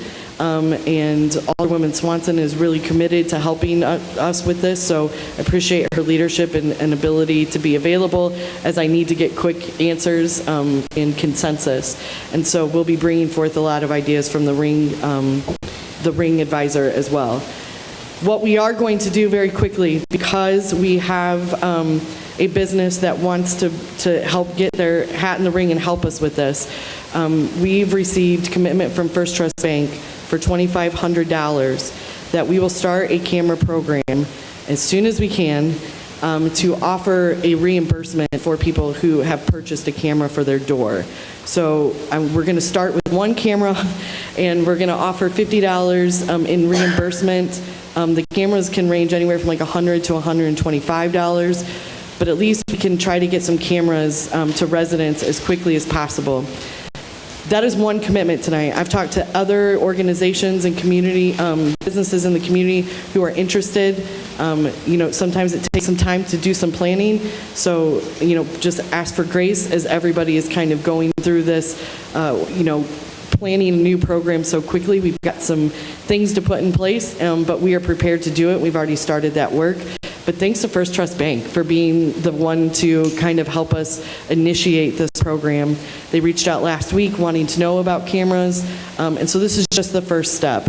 Hopefully we can get some more investment in, expand that reimbursement, but as we work with Ring and their corporate community program rep, hopefully the program is going to get better as well. Also, I would like to expand that program into our home buyers program in the future so that people who go through that home buyer class and participate in that, because it's a big commitment, once they get that $2,500 down payment assistance, that this would be another incentive for them to go purchase a camera and get a bit of reimbursement back as well. So I wanted to let you know, this has all happened very quickly based on the feedback that we've been getting from the residents themselves in the last 2 weeks. So even at East Riverwalk, we were getting feedback at those public meetings, and all of that helps the ECDA team try to work through program development like this. So we will work as hard as we can to launch this program ASAP, because we know that there are residents who have asked for this. Number 2, the neighborhood stabilization curb appeal program. So we got that feedback from residents, and I went back to the ECDA team. Gloria Dowdy and Jan Gathing have been part of this city for years, and I don't want to age them, but I just said to them, we're hearing this feedback from the citizens, and they were like, we had a program like that back when Mr. Nolan was the director. And I was like, let's get that program out. So they've got all of the paperwork out, the policies and procedure, the legal, and the grant agreement all out of storage. And so we are going through that, and we're tweaking it so that we can update it.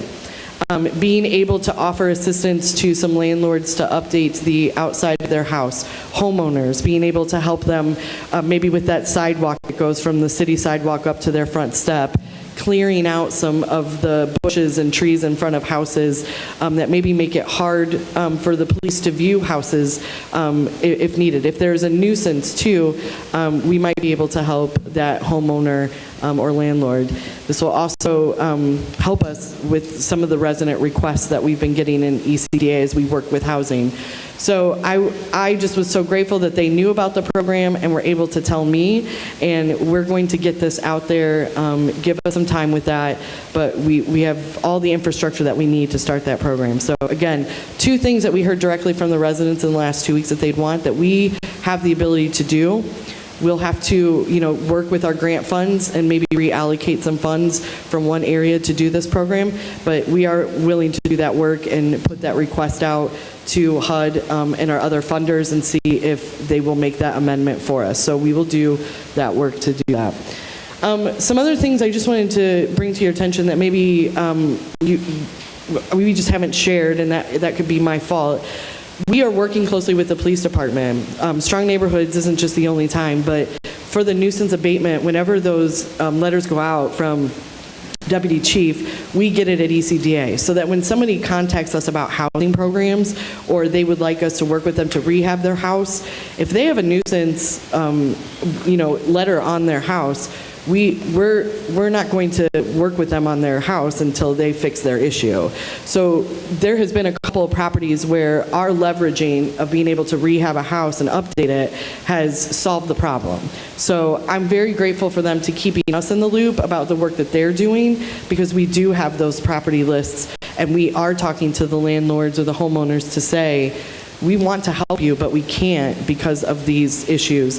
You need to solve them with the police department, and then we can move forward. So I know that we're doing that work, and it's not something that I've talked about, so I apologize if you didn't know that, but I wanted to make sure that we're part of that chain as well. There's so much going on, but I wanted to make sure that you knew about the cameras, because that was the number one thing we were hearing. I know you're hearing it from residents, and then also the curb appeal program as well are things that we can get started pretty quickly, just some extra work to do, and we will be happy to do it. So do you want me to take any questions? Or? Yeah, thank you, Barbie. Okay. Any city council members have any questions for Barbie? Alderman Curtis. Thank you, Mayor. I'm really happy to hear about the ring camera thing. That was on one of my listings here today as a suggestion. That we look to the residents that want to help with that maybe we can allocate 1 or 2 ring cameras per block in what I'll call the hotspot areas right now, hopefully expanding it further out throughout the city. I'd like to see us even go farther. One of the suggestions I was going to do tonight is, let's initiate some dollars to just get that going immediately. Some city funds for people. We looked at hotspots with the condition of if there is crime in the area, that the police have the ability to look at your ring camera. We'll pay for that ring camera and put it on your house. I think it's awesome that we've got private sector, First Trust Bank. Thank you for them for stepping up. That's awesome. With that said, I'm going to join in tonight. I will write a $500 check to that program also tonight, because I think it's that important. It was one of my key points I wanted to make tonight. With that, I would like to see us allocate some city funds immediately for. I know we're chasing grants and things, but this is such an emergency thing. I think I would make the recommendation that we allocate $10,000 to purchase ring cameras for these hotspots right now and get them into the communities before Halloween. How long does That it quick. take to get?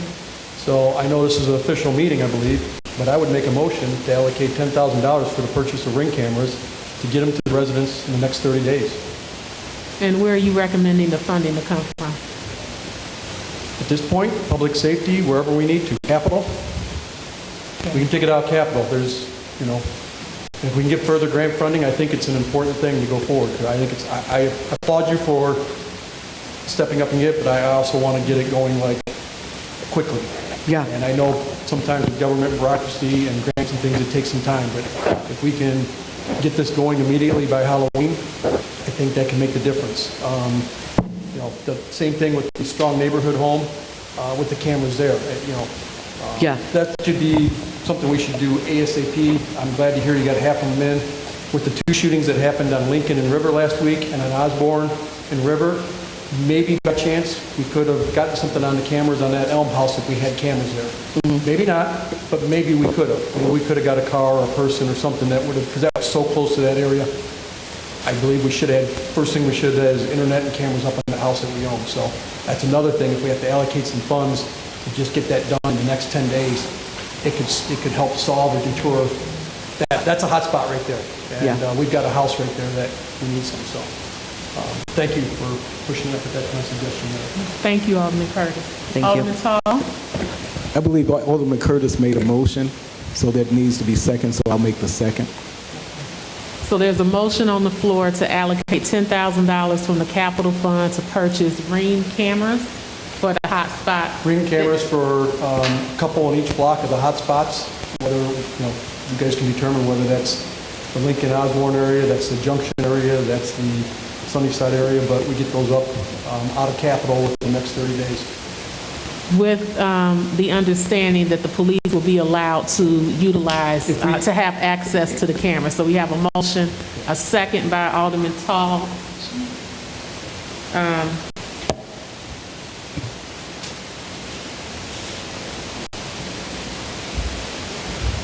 Okay.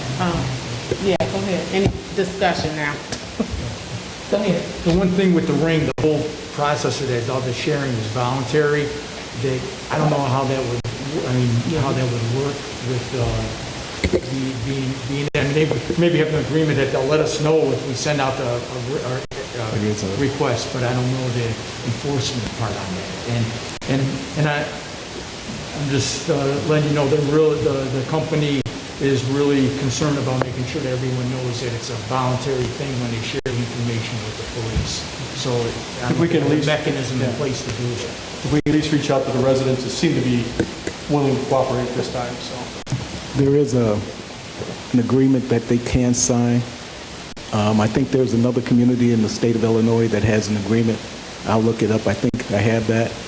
So that once we get the cameras, anybody who wants it has to sign an agreement that if there's an incident in their area, that the police can only get that incident during that time frame. That is part of the agreement for a program for that municipality. So when you pick up your free camera, you sign an agreement that's why you're getting that free camera. We're giving it to you free. Okay, I'm just going to ask that you all wait to be recognized, otherwise people start talking over each other. Okay, Alderman Brown, you were trying to. I think I got some concern with that because you got more than one hotspot in the city of Kankakee. River is south. You also got the First Ward. You got the 200 lots too.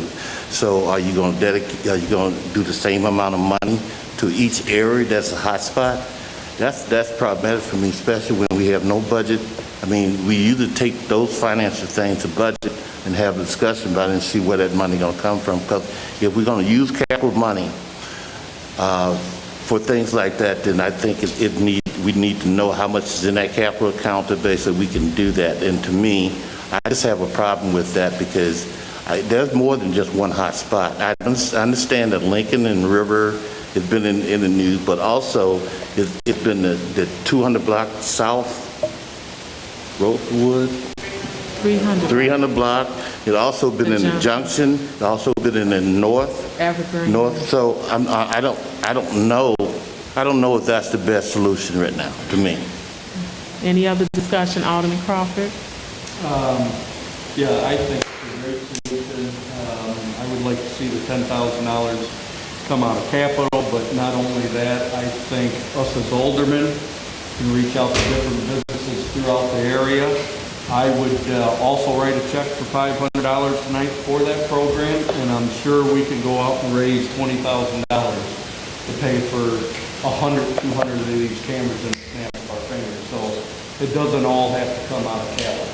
You know, we already got $2,500 from the local bank here in town, and I'm sure we can raise many more dollars.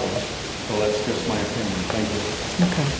So we have a motion from Alderman Curtis, a second from Alderman Tall.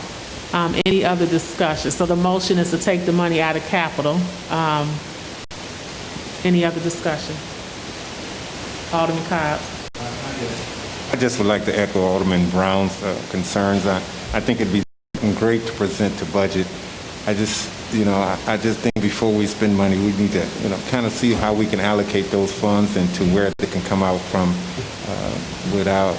with little, let alone no fanfare. And no, I can't write a $500 check tonight. Okay. Alderman Curtis? I do agree with Alderman Brown. That's why I kind of mentioned about the junction. So I think it needs to be spread out to the multiple areas that need it. I don't think you need to put all 150 in that area. There might be 25 by River and Lincoln area. There might be 25 in the junction. There might be 25 in the 2-300. I think that's where the police department needs to determine where those need to go. But it should be spread out into the multiple areas where the most shots are happening. And I think Chief Gossman and Deputy Chief would understand where to allocate those. Clerk, I just want to let you know Alderman Tedder came in too, so you can add him. Okay. Okay, we'll do Alderman Tedder, you had a comment? Yes, Your Honor. I'm a bit concerned with taking money out of the capital to purchase the Ring app, and for this reason. I have that on our residence and my daughter as well. Very seldom do those cameras in of themselves capture the actual crime being committed. We would be lucky at best to see a car driving by or someone running by, and that certainly will not allow us to identify who these individuals are. So just to take the money, just to say that we put some cameras somewhere, I don't think that's actually driving down to the core issue. And it's obviously with the cameras on these doors, it's not deterring crime at all. And I just think that we can better utilize $10,000, and I'd rather that stay in the capital.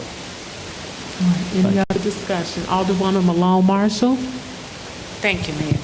I just want to say also I have the Ring camera, and it does not pick up actually what you need to see.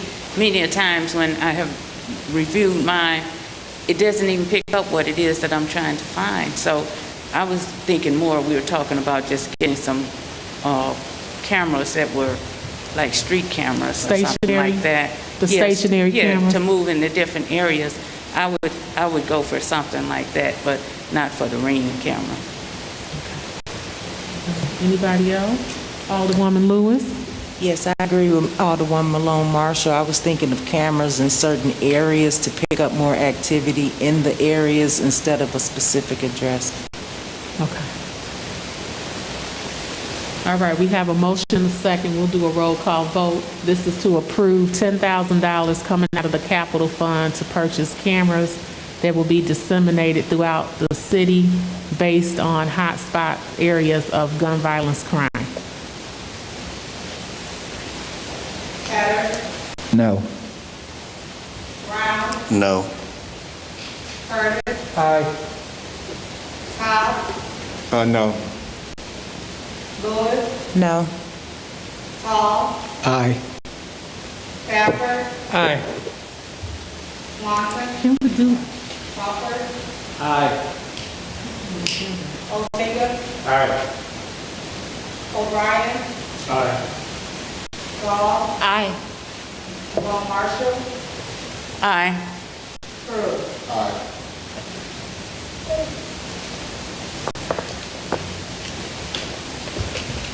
Nine ayes, 4 nays, and 1 absent. I need to check with legal to see if that's even, if we can even do that because it's not on the agenda. Right. Yeah, it's not on the agenda, so, Right. I need to check with legal. Point of order. Okay. Call for a point of order. Alderman Tall. It is legal for the fact that we called a meeting to address the public safety, and this is part of public safety.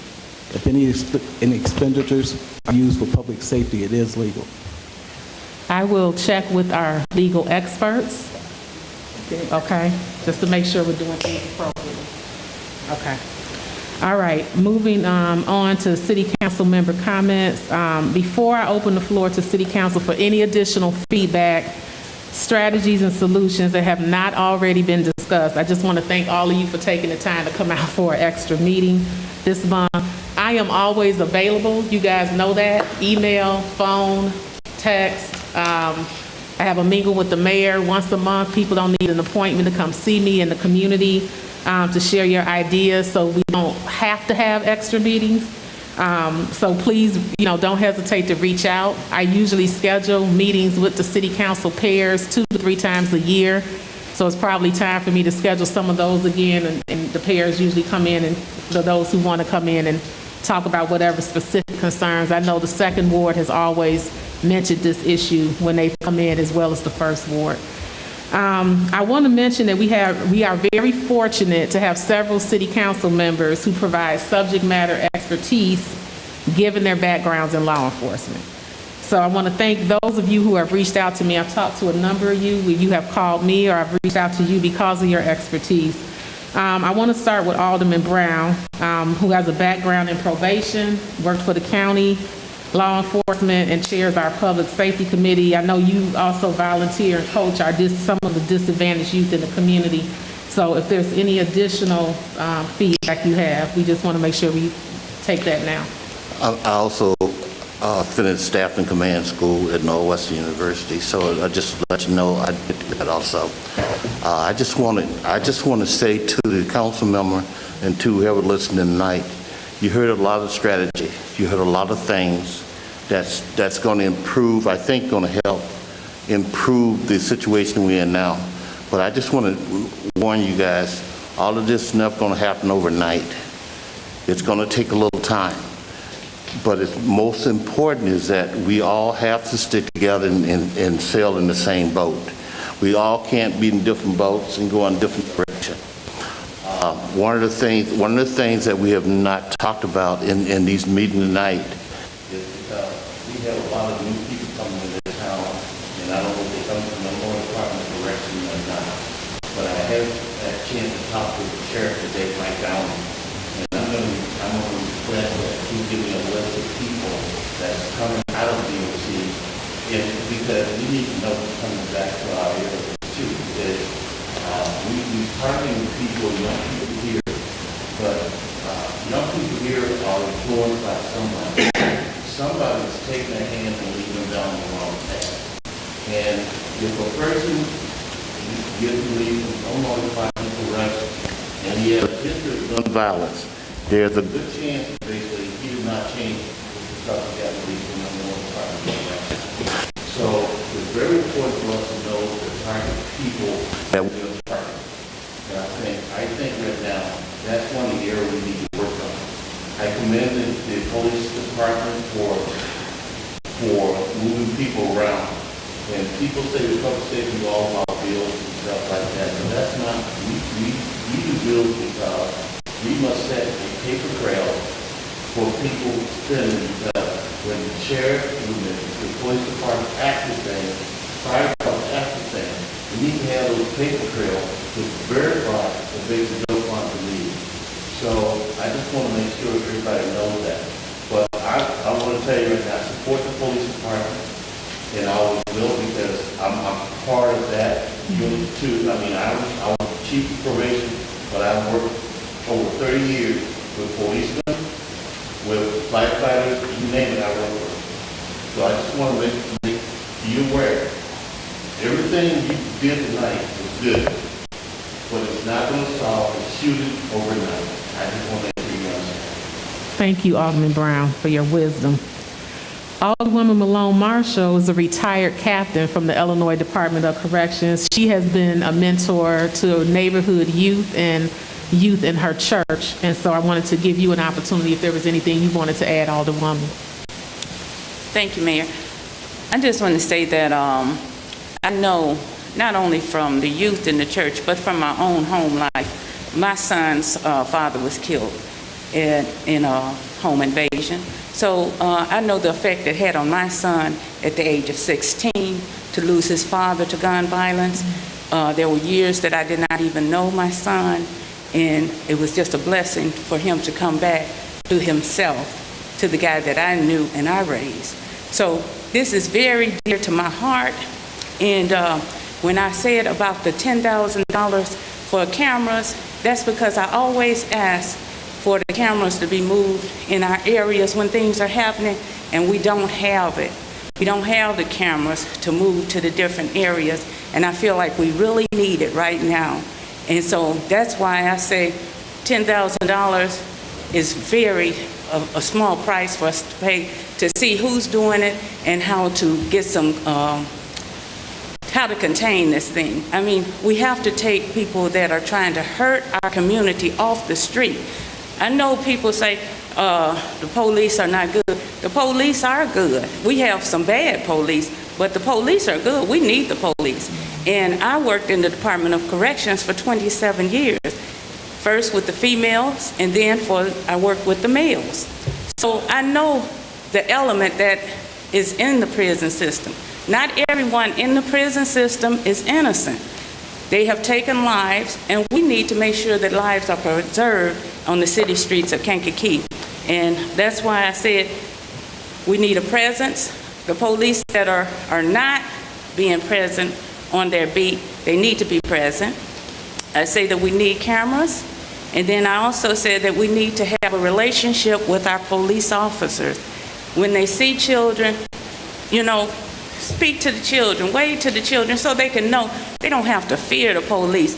If you don't have a desire to mingle with the people you work for, then you won't have a relationship with those people. So I just have those things that I want to say that I just feel that it's important for us as council people and the administration to focus in right now, because last year we had a double homicide in the 300 block of North Rosewood, or Wildwood, and there were no cameras on that building. And so we tried to get cameras, have the landlords to get cameras, but that's not necessarily something that you can enforce at this time. So if we can just get cameras in different areas, it would really help stop some of this crime. Thank you, Madam Mayor. Thank you, Alderwoman Malone Marshall. And I know that you and I had an extensive conversation on the phone, and you mentioned beat officers. So I don't know if that was addressed during your presentation, Chief and Deputy Chief, officers along the beat. Permanent. Yeah. Yes, we've discussed that and about establishing the 6-month permanent beats for officers. So we're working on that. Thank you, Madam Mayor. Yeah, that was something else. All right, thank you. Alderman Osinga, our retired commander from the City of Kankakee Police Department and Vice Chair of our Public Safety Committee. Thank you, Mayor. I'm going to ask you to move your mic a little closer to you so we can hear you. Okay. There you go. Thank you. I've done a lot of thinking about this because this has been near and dear to me for many, many years, and everybody knows what I did. So I'm thinking now, if I was in charge right now, what would I be doing? How would I attack this problem? And we touched on quite a bit of it tonight, several of the things, but couple things I would do. Number one, I would get all our policemen together, guys that are in the know, guys with some experience, and I would identify all the defendants, all the suspects here. Where do they live? When are they out running around? What time of day are these problems taking place? And the locations of the shootings, statistic stuff. Sit down and really study this. If we've got gang specialist officers, I don't know if we do, but I would definitely touch base with them. You said gang officers? I'm sorry? You said gang? Gangs officers. Okay. If we have an officer that specifically has expertise in this area, I would invite other agencies to sit down and gather information. What do you people know about these people that are in charge? I would do what the chief said. I'd reassign officers, the KMEG officers, and I think I would take the traffic unit and involve them also. What's more important, stopping shootings or writing some traffic tickets? I would use those officers. I would do walk and talk patrols, get out of the cars, walk the areas, talk to the people, and stagger the hours of these guys that are specializing in targeting these areas. This is one thing that we used to do, and I don't know if we do it anymore, but a lot of these suspects are juvenile suspects. Do juvenile curfew sweeps throughout the entire city. And I know officers in patrol hate picking up a juvenile, because the time you do, you bring them in, you do the paperwork, and you do all those other things, you tie up an hour. So what we did in the past, we would have the juvenile officers come in, they would pick up the juvenile, they would bring him to the PD, drop them off, and the juvenile officers would take care of all the paperwork, contacting the parents. And then when you do pick up a juvenile and the parents come in, whatever's appropriate, you write the juvenile a ticket, and if the parents, if it's appropriate, write the parents a ticket also. Your child's out there running around, your child could get killed, your child could get hurt, needs to be off the street. Conduct what we used to call rat pack patrols, saturation patrols. We invited city, county, Bradley, Bourbonnais, Illinois State Police, and we would saturate high crime areas. And if people were out walking, they stopped and they got checked. And they knew it. If they looked left, they'd see a police car. If they looked right, they'd see a police car. And a lot of this stuff just went away because there were so many police out there. Put ghost cars in the area. Some people think that might not be effective, but if somebody walks out of their house and they see a police car, the first thing they're going to do is start looking around, where's that police officer at? Is there a policeman out there? And this might be a little difficult, but if we knew who the players are here, some of these gang bangers, they've got to have parents. Invite their parents in, and you chief or you deputy chief, sit down and talk to them and say, you realize what could happen to your son if they keep going down this road? They're either going to be dead or they're going to be in prison. And really reach out to the parents and have a heart-to-heart talk. We had a gang war many years ago going on in our city, and our chief of police at the time invited the two leaders of the gangs to come in and sit down, and he told them that this day of this killing is over. You're going to do the right thing, or you're going to leave our town. You can leave our town if you want. We're done killing people in our town. And that's when we were having 18 and 20 homicides a year in this town. And it went away. And within 5 years, we went from 18 homicides a year down to 2 or 3. Coordinate all our efforts with the state's attorney, and when possible, these guys, real bad offenders, take them federal, because they're going to get sent away for a much longer time than doing state. And we also, the police officers that are here, we've got good officers working here, but they have to know that they have the support of this administration.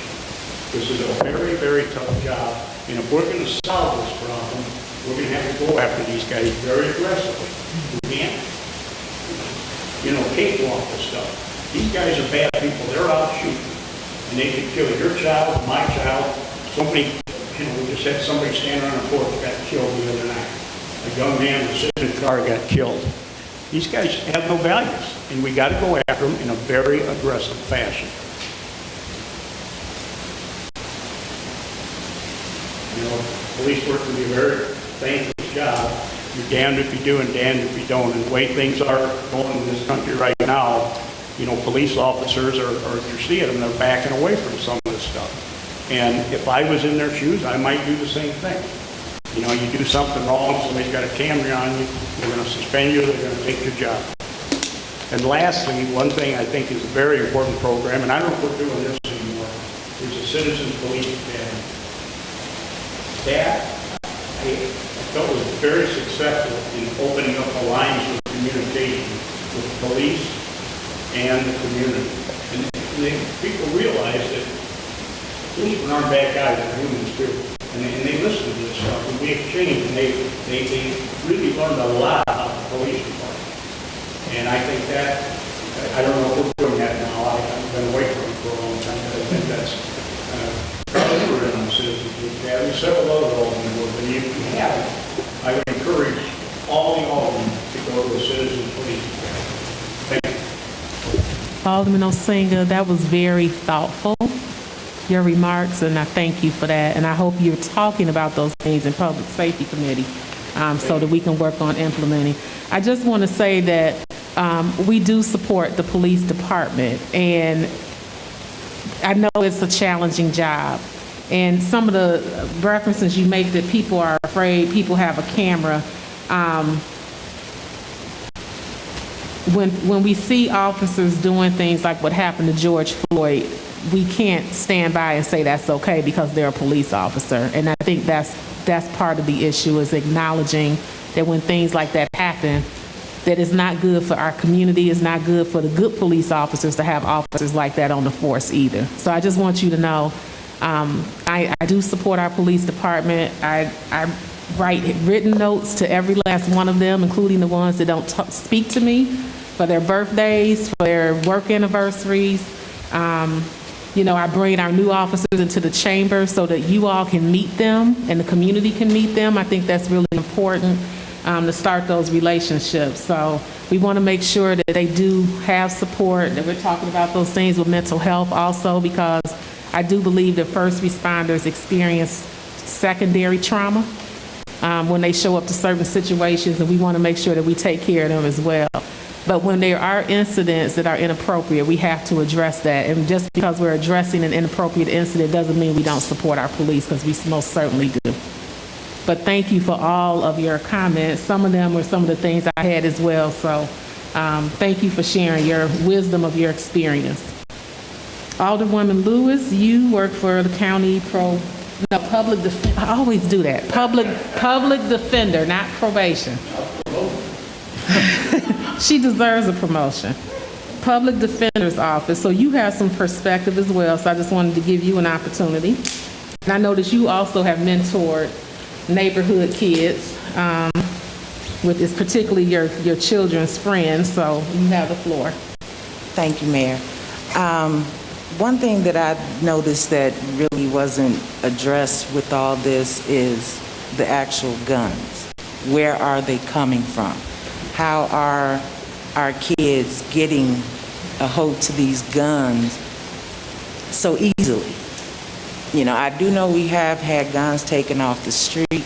It's very alarming to me to know that citizens with legal guns are being irresponsible and leaving them in unlocked cars so that people can get them. I'm glad that they have been recovered, but that's a big issue for me. We can use drug users to do a sting for drug dealers. These people that's getting the guns, can we do a similar sting on them, using them to turn on whoever they getting the guns from? That's a big issue that I haven't heard addressed. Another thing is I talked to the actual, what I call can't get rights. And it's a lot more to finding out why they are turning down the path that they do. And everyone that is arrested, I must say, is not guilty. But it could be a possibility of, hanging with the wrong people, that type of thing, and. But that is my thing, we spend time with the people that are doing good, like the bike rides. The criminals are not coming out to our activities. So I think it's a way that we need to reach them and maybe change their path, is a suggestion, such as our drug dealers. Well, obviously they like entrepreneurship. So maybe we can do things to turn a negative into a positive, give them a different route to think about, using that negative aspect of out here selling drugs or doing whatever, breaking into whatever. Let's try to turn that negative into positive. I think that everybody has an opportunity to change and make a right decision. So yes, the mentoring and all that is great, but let's try to reach out to the actual ones who are in those situations. Maybe an incentive with probation or things like that they do take some type of entrepreneurial classes or something to reach them and see why they are on the path that they are, so we could change it. Because unfortunately, as long as we have people that lack knowledge and lack resources, we are going to have crime. So it would be remiss of us to think that we will have a crime-free community. That's a pipe-tail dream, but we can lower it by reaching the people, especially the young ones. And with that, I would like to, with the age group of having kids stealing cars and doing different things at 12, that means they're still in school. So is there some type of activities through the school district that we can partner with the kids that are on the path going to the negative behavior, to maybe reach them through their counselors or something?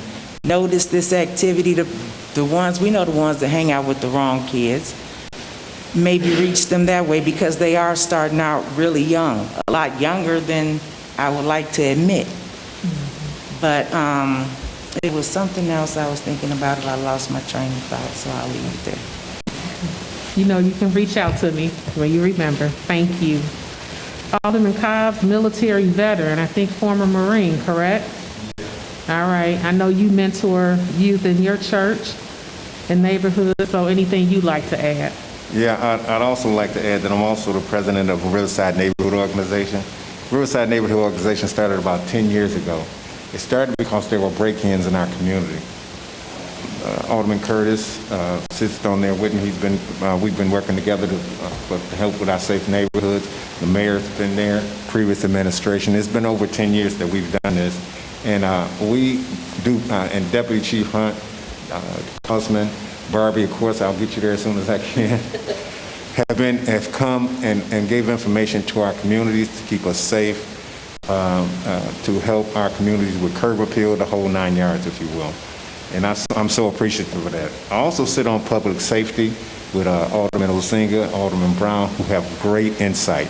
And I do suggest the public come to the public safety meetings or watch the public safety meetings where we speak very candidly and very honestly and very openly about our public safety. A couple of things I had written down. I was concerned at the event of Mr. Lillard that there was concerns about calling in anonymously.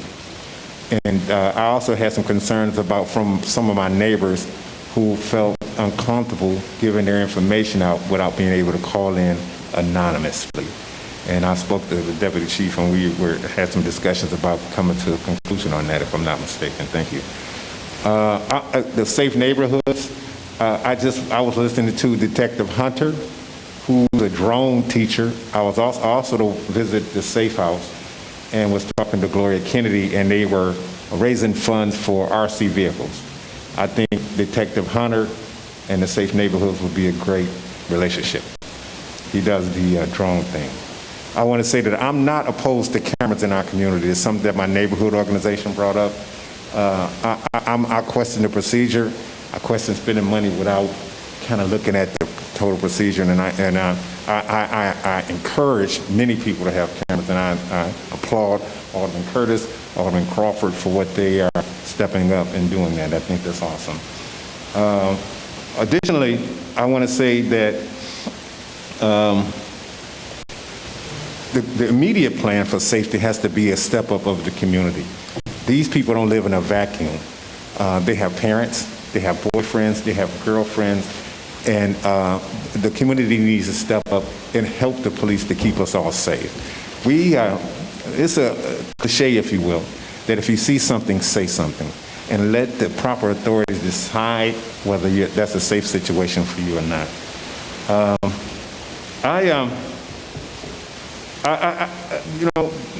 A bad apple ruins it for the whole bunch. I agree, we have some very, very great police officers in the city of Kankakee. I was a very witness to that as a letter carrier, out in the open, the entire city. I had to cut off mail because of gunshots before, but I always felt safe in the city of Kankakee, out there with no guns, with nothing but pepper spray, in communities that some people may call questionable. I always felt safe because I knew the communities.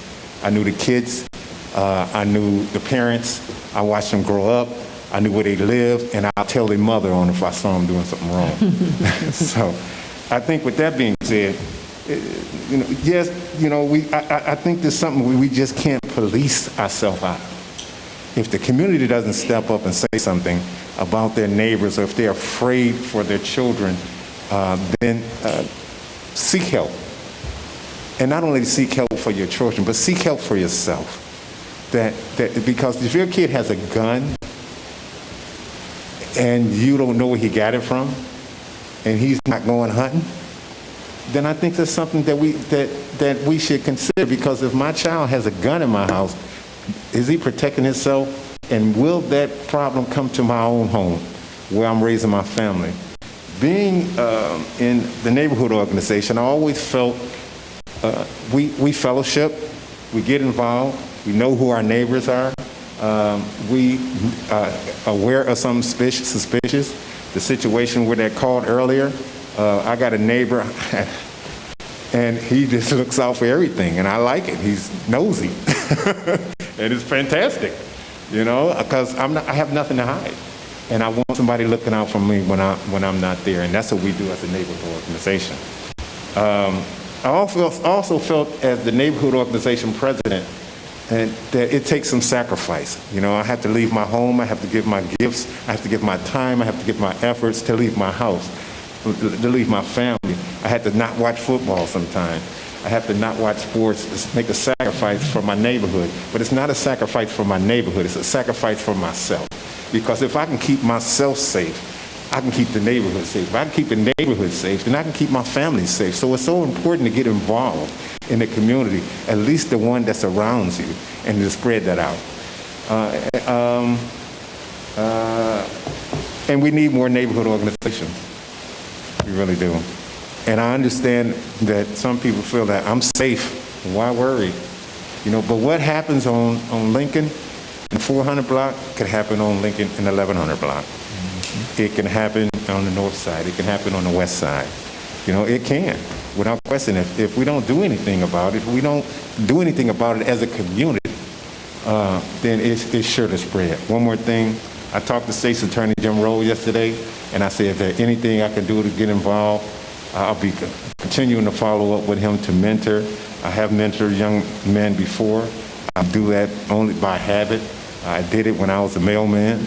And I will continue to do that. Thank you. Thank you for your very thoughtful comments and for highlighting the importance of the neighborhood associations.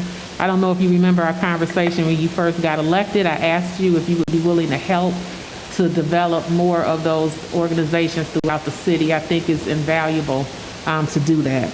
I just wanted to touch on one thing you brought up about, because this came up at the community meeting, and also I was contacted by a resident about calling in anonymously. So DC Hunt, can you talk a little bit about that?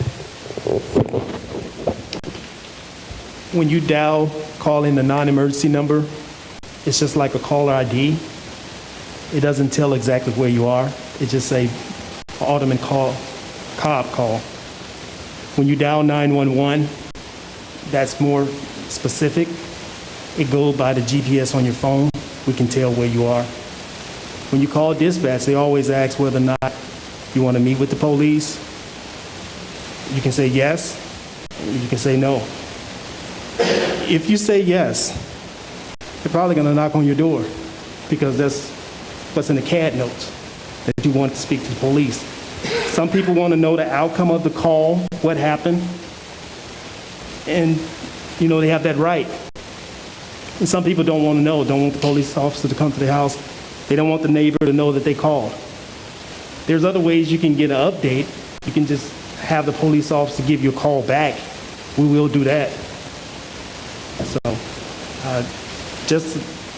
we don't automatically know where you are unless you dial 911. But if you dial a non-emergency number, it's just like a regular call ID. Any questions?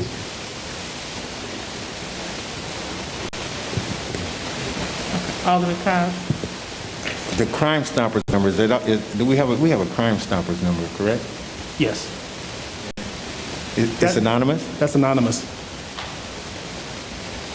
Okay, anybody else? Okay, very good. Alderman Crawford, I want to turn it over to you. Yes, thank you, Mayor.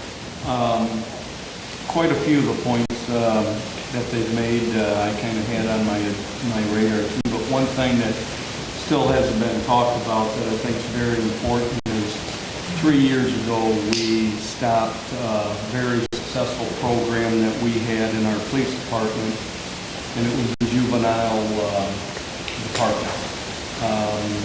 With the age groups of between 14 and 24, these kids getting arrested, breaking crime, doing crimes,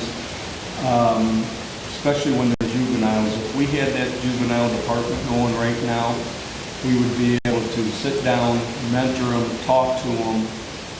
Possibly, if we saved 1 out of 10 of them, it'd be something really good. And I would like to see that juvenile department back. I don't know if it's because we stopped with the gang unit, we didn't have enough people to do it, but I really think that's something that we need to look to and get back in. Thank you. Thank you, Alderman Crawford. DC Hunt. We still have juvenile officers. We never stopped with juvenile officers. Officer Costello is a juvenile officer, a DARE officer. All of the detectives, Commander Etsu, are they all juvenile certified? They're all juvenile certified. And we have one dedicated officer that mainly work with juvenile, Detective Lacey. Detective Zingray is the lead she handles most of the juvenile cases. So I don't want the public to think that we got rid of juvenile officers. We didn't. We still have juvenile officers. All of the detectives are cross-trained as juvenile officers, which means that they all can be an advocate for a juvenile if we arrest a juvenile. When we just had two juvenile officers, we would have to call those officers in to be an advocate for the juveniles. Now we have detectives where one of them can be an advocate for the juvenile while the other interview. So we never got rid of the juvenile officers. Alderman Crawford. Yes, do we still have a juvenile division then, or we just have a couple juvenile officers that are certified? Yes. There was no such thing as juvenile detectives, really. Commander Osinga can attest to that. We didn't test for juvenile detectives. That was just a lateral position for detectives. So when we just made everybody a juvenile officer, we felt that would be cost efficient and better for the department. Instead of calling in 1 or 2 officers in, now we have a whole detective bureau that's certified as juvenile officers. Thank you. Alderman Prude, I know you have worked with some of our disadvantaged youth as well and worked with some of the sports teams in the community, so I just wanted to get some feedback from you as well. It really kind of bothers me a lot of times to understand. Could you hold your mic? It's already on the stage. Oh, okay. I come from that environment. I've done a lot of things that I'm not proud of, but what Aaron said made a lot of sense. It takes a whole village to raise our kids. There was a lot of people that came into my life. I was doing things that I was doing that grabbed a hold of me. We could sit here and talk about throwing money into places to this and that, but how many of us are actually walking the streets? How many of our constituents know that we're the aldermen in their ward?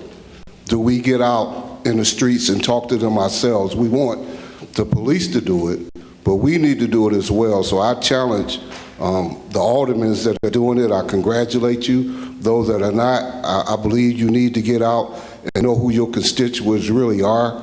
I remember one night when we was out walking the streets of my neighborhood in the first ward, even before I became an alderman. We was doing a revival where all the gunshot was between Rosewood and Chestnut, and one of the young men asked the guys a question, and he asked, do you guys really know what's going on? And the people that was with me never understood that, because you don't know what's going on in a lot of these people's homes. You want to look at it and say, well, it's the parents, well, guess what? These kids are out here supplying money for the parents to pay rent. These kids are out here supplying drugs to these parents that own drugs. So a lot of parents let these kids do what they do because of what they're benefiting from it. We need to get into the homes. We need to find out what's really going on in the homes where they're lacking. Some of them are lacking a lot of stuff. Well, if we could get into the homes and start working with them, I learned a long time ago, in order to help somebody, you got to meet their needs first. And until we learn how to meet these people's needs, they're going to continue to do what they do. We could blame it on the mayor, we could blame it on the police, but we got to get involved as a community to do what's work. I ride my neighborhood at least 3 times a day, every day, just so they can see me out there, just so they can stop me to ask questions. Whatever they need, I make sure that I make myself available to them. That was one of the biggest things that I said that I would do when I took this office. And I continue to do that to this day. So they see me. Some of them still don't even know who I am. When they call me at 2 or 3 o'clock in the morning and say it was shooting out there, I go. And Chief could contest to that because I call him. I don't sit back and take a phone call. I go to the incident. When they fighting, I go. I don't wait. I want them to see me and know that I care about my neighborhood. So we can sit in these chambers and talk all this good stuff, but I learned action speaks louder than words. So when I can see that my aldermen are working together, that we out here on the streets with our constituents saying how much we really care about them, then I know that we're working together as a whole. Again, we could throw money. We could say, I'll give $500 for this or that, but how many of us is out here on the streets? That's the problem. We need to be out there with the police. You know, I'm president of the JC Little League, so I've been working with kids for years. I have a mentoring program. I do a lot of things. I was in the school district working with 8-year-old kids. And when I got to the school working with them 8-year-olds, they were locking down the school. So our job, when you talk about mentoring, we don't start when as Aaron said, we got to start when they're babies, when they're young. That's how we get to them. That's how we change lives. One of the parents that I was mentoring, the stuff that she was doing and wondering why her kids was acting bad, I had to really get her to understand what she was doing in order to change the kids. So again, we could talk all we talk in these chambers, but until we put action, being on the streets with them, not scared to be on the streets with them, to let them know that we really care, then we showing a lot. I hear a lot of talk, but I don't see a lot of action. I hear us putting down one another, but we got to start working together. Again, we can't blame the police department. Every time I call Chief Cosman, he shows up. I don't even expect him to show up, but he show up. When I call Willie Hunt, he responds. These are the things that I know in person that happens. So you can talk about the police force all you want, but I know that they're there. Then also, when I see a video of some stuff that's not happening, when I see a fight that's taking place and I do see police officers standing around and watching them fight, and the person that should have got arrested didn't get arrested, that bothers me. So I never will put down about that. So when you put it on social media saying how the mayor is putting down, no, she just wants them to do their job. If you see the video and you see it for yourself, you would understand what's going on. So again, I support the police wholeheartedly, but I need them to do their job just as well. When I can sit on my porch and see what's going on in my neighborhood and I watch police ride by it, I got a problem with that. So again, we got to do our jobs. We need to do our jobs. Again, I'm an environment of the streets. If you don't know my background, you can come talk to me, I can tell you. So my whole heart goes out to this community, to the gun violence and everything that goes on. But again, until we get into that family structure, nothing is gonna change. I don't care how many mayors come through here, whatever, until we deal with the family structure, it's gonna stay the same. Thank you, Mayor. Thank you, Alderman Prude. I'm just looking to see. Okay, one good point you mentioned that I wrote down was meet people's needs, and I talked about that. When the comment was made that people don't have values, they do have values, but sometimes they get their needs met in a very unhealthy way, and I think that's what you're referencing, so thank you for bringing that up. Alderwoman Swanson is not here with us. She did contact me to advise that she had a conflict, and I'll make sure that I reach out and touch base with her. Alderman O'Brien, I wanted to give the floor to you if you had anything that you wanted to add. Yes, thank you. We've had a number of community meetings at the Strong House as well as in just the regular neighborhood groups in the Second Ward. And as you mentioned, Barbie, by far and away, the two things that were most, or there's three, but the first two items that were mentioned are cameras, the importance and the utility of cameras in this as part of this effort, as well as the need for beautification and aesthetic improvements as well. Something that also came up as part of that is abandoned homes that are in neighborhoods that are hotspots tend to be a source of negative activity, and so there was interest in, especially homes that have been vacant and abandoned for some time, if we could somehow target or prioritize those. So that was a suggestion that came out of our neighborhood group meeting. So wanted to pass that along. And Alderman Cobb, I cannot agree more with your comments about the importance of neighborhood organizations. These things are wonderful. We have in the Second Ward, this is our group of all-star neighbors, all-star residents. It's interesting that many of them have been doing this for 20 plus years. We've apparently not had a crop of new folks come in all that time. So I think it's our job now to get that next group of folks who will be doing this for the 20 years from now. So I think that's something we can all work together on, is try to put our heads together and say, okay, let's keep the people who are the all-stars now and keep them involved, but we also have to build on that and get our next group of all-star neighbors for the next 20 years who can kind of take the lead there. So those are my comments. Thank you. Thank you, Alderman O'Brien. I just wanted some clarification. When you said the neighbors in the ward talked about the need for aesthetic improvements, beautification. How do they tie that? Some people may be wondering, how is that related to crime? So how do they see that? Thank you. The way it's come up is just if a neighborhood looks bad, then people think, well, I can do whatever I want here. This place looks like crap. It doesn't matter what we do here. It's sort of the thought. Whereas if you see a neighborhood that's well kept and beautified and people care about their homes and the streets and the rights of way, you think, okay, people take pride in the neighborhood and act accordingly. Okay. So that, that's a good point. It's not necessarily directly related, but it is kind of as well. So, Yeah. and so I wanted to make sure we talked about that. Thank you for that clarification. Thanks for the follow-up. Thank you. Alderman Tall, I'll turn it over to you. If you have anything you want to share with us? Yes, thank you. Well, first of all, I believe in utilizing technology to fight a lot of our ills. I remember we talked about purchasing a license plate reader at one point. I think if we have license plate readers in our key areas, we would catch some of the criminals who are going outside of the norm. When you have technology, such as cameras, we can utilize, if not the Ring cameras, but stationary cameras in certain neighborhoods. I think that we can utilize the money from our traffic division and from ESU to put lights and cameras in key positions, semi-hotspots. One of the things that the county had a while ago was an app called Raids. What is it called, It Alderman was Tal? called Raids. RAIDS? Yes. Okay. I'm not sure if they're continuing to utilize it, but that app you could use anywhere in the country as a hotspot.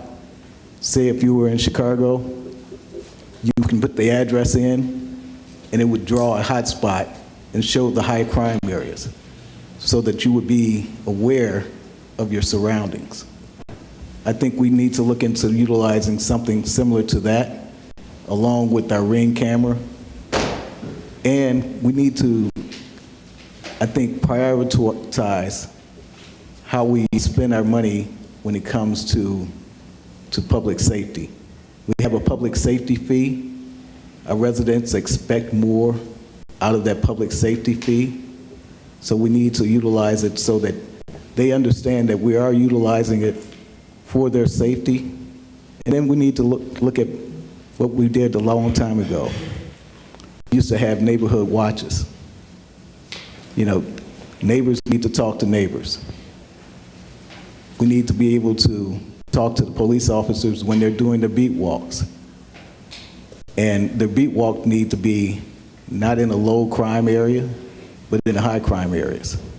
I know when I look at the reports that we get, I know Beckman Street in my neighborhood is not a high crime area. So I would ask that we divert those people and those resources to the high crime areas. You know, it's just, as my grandmother used to say, common sense. That if the stove is hot, you don't keep touching it. But if it is hot, you need to be aware that it's hot. So the hot spots need to be hit. Hobby Heights, South Chicago Avenue, those are the areas that seem to be our hot areas. Greenwood, Rosewood. We can identify the people.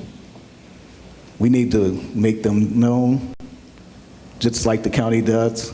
If you have Facebook, they put the pictures up. If you're a DUI offender, they put it up so that everybody knows who the DUI offenders are. We need to do the same with some of the other issues. And lastly, economics play a large role in everything. When you have high unemployment, you have high crime. Our businesses and our local economy needs to be equal along the area. We have some major players in the city of Kankakee and in the county. They need to start hiring some of our people and some of the other people from other areas that come here and take money and go elsewhere.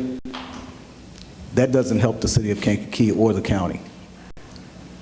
So if you're investing in the city of Kankakee and in the county, you need to help. We need to see some of our people employed. Thank you, Alderman Tal. Alderwoman Gall, I know you were mentoring a little person at King, so I just wanted you to share some of your insights with us as well. Oh, I have a lot of messy notes here. I'll try not to take up too much time, but I love the Ring camera thing. I love that First Trust was willing to do that. That was really awesome news tonight. I totally agreed with Alderman Curtis. I thought that was really great. A question though that came to my mind after we voted, I still think it's a great idea, is just for us to think about is, I don't know how that is recorded. Is there a fee to keep the footage, or does it always record and you always have that? Does it go to a cloud? You don't have to answer that now, but that's just a question that. Can you answer? Well, it's in the cloud with the Ring. Okay, so there's not an extra fee on top of that to keep recording or keep those recordings, or just a question?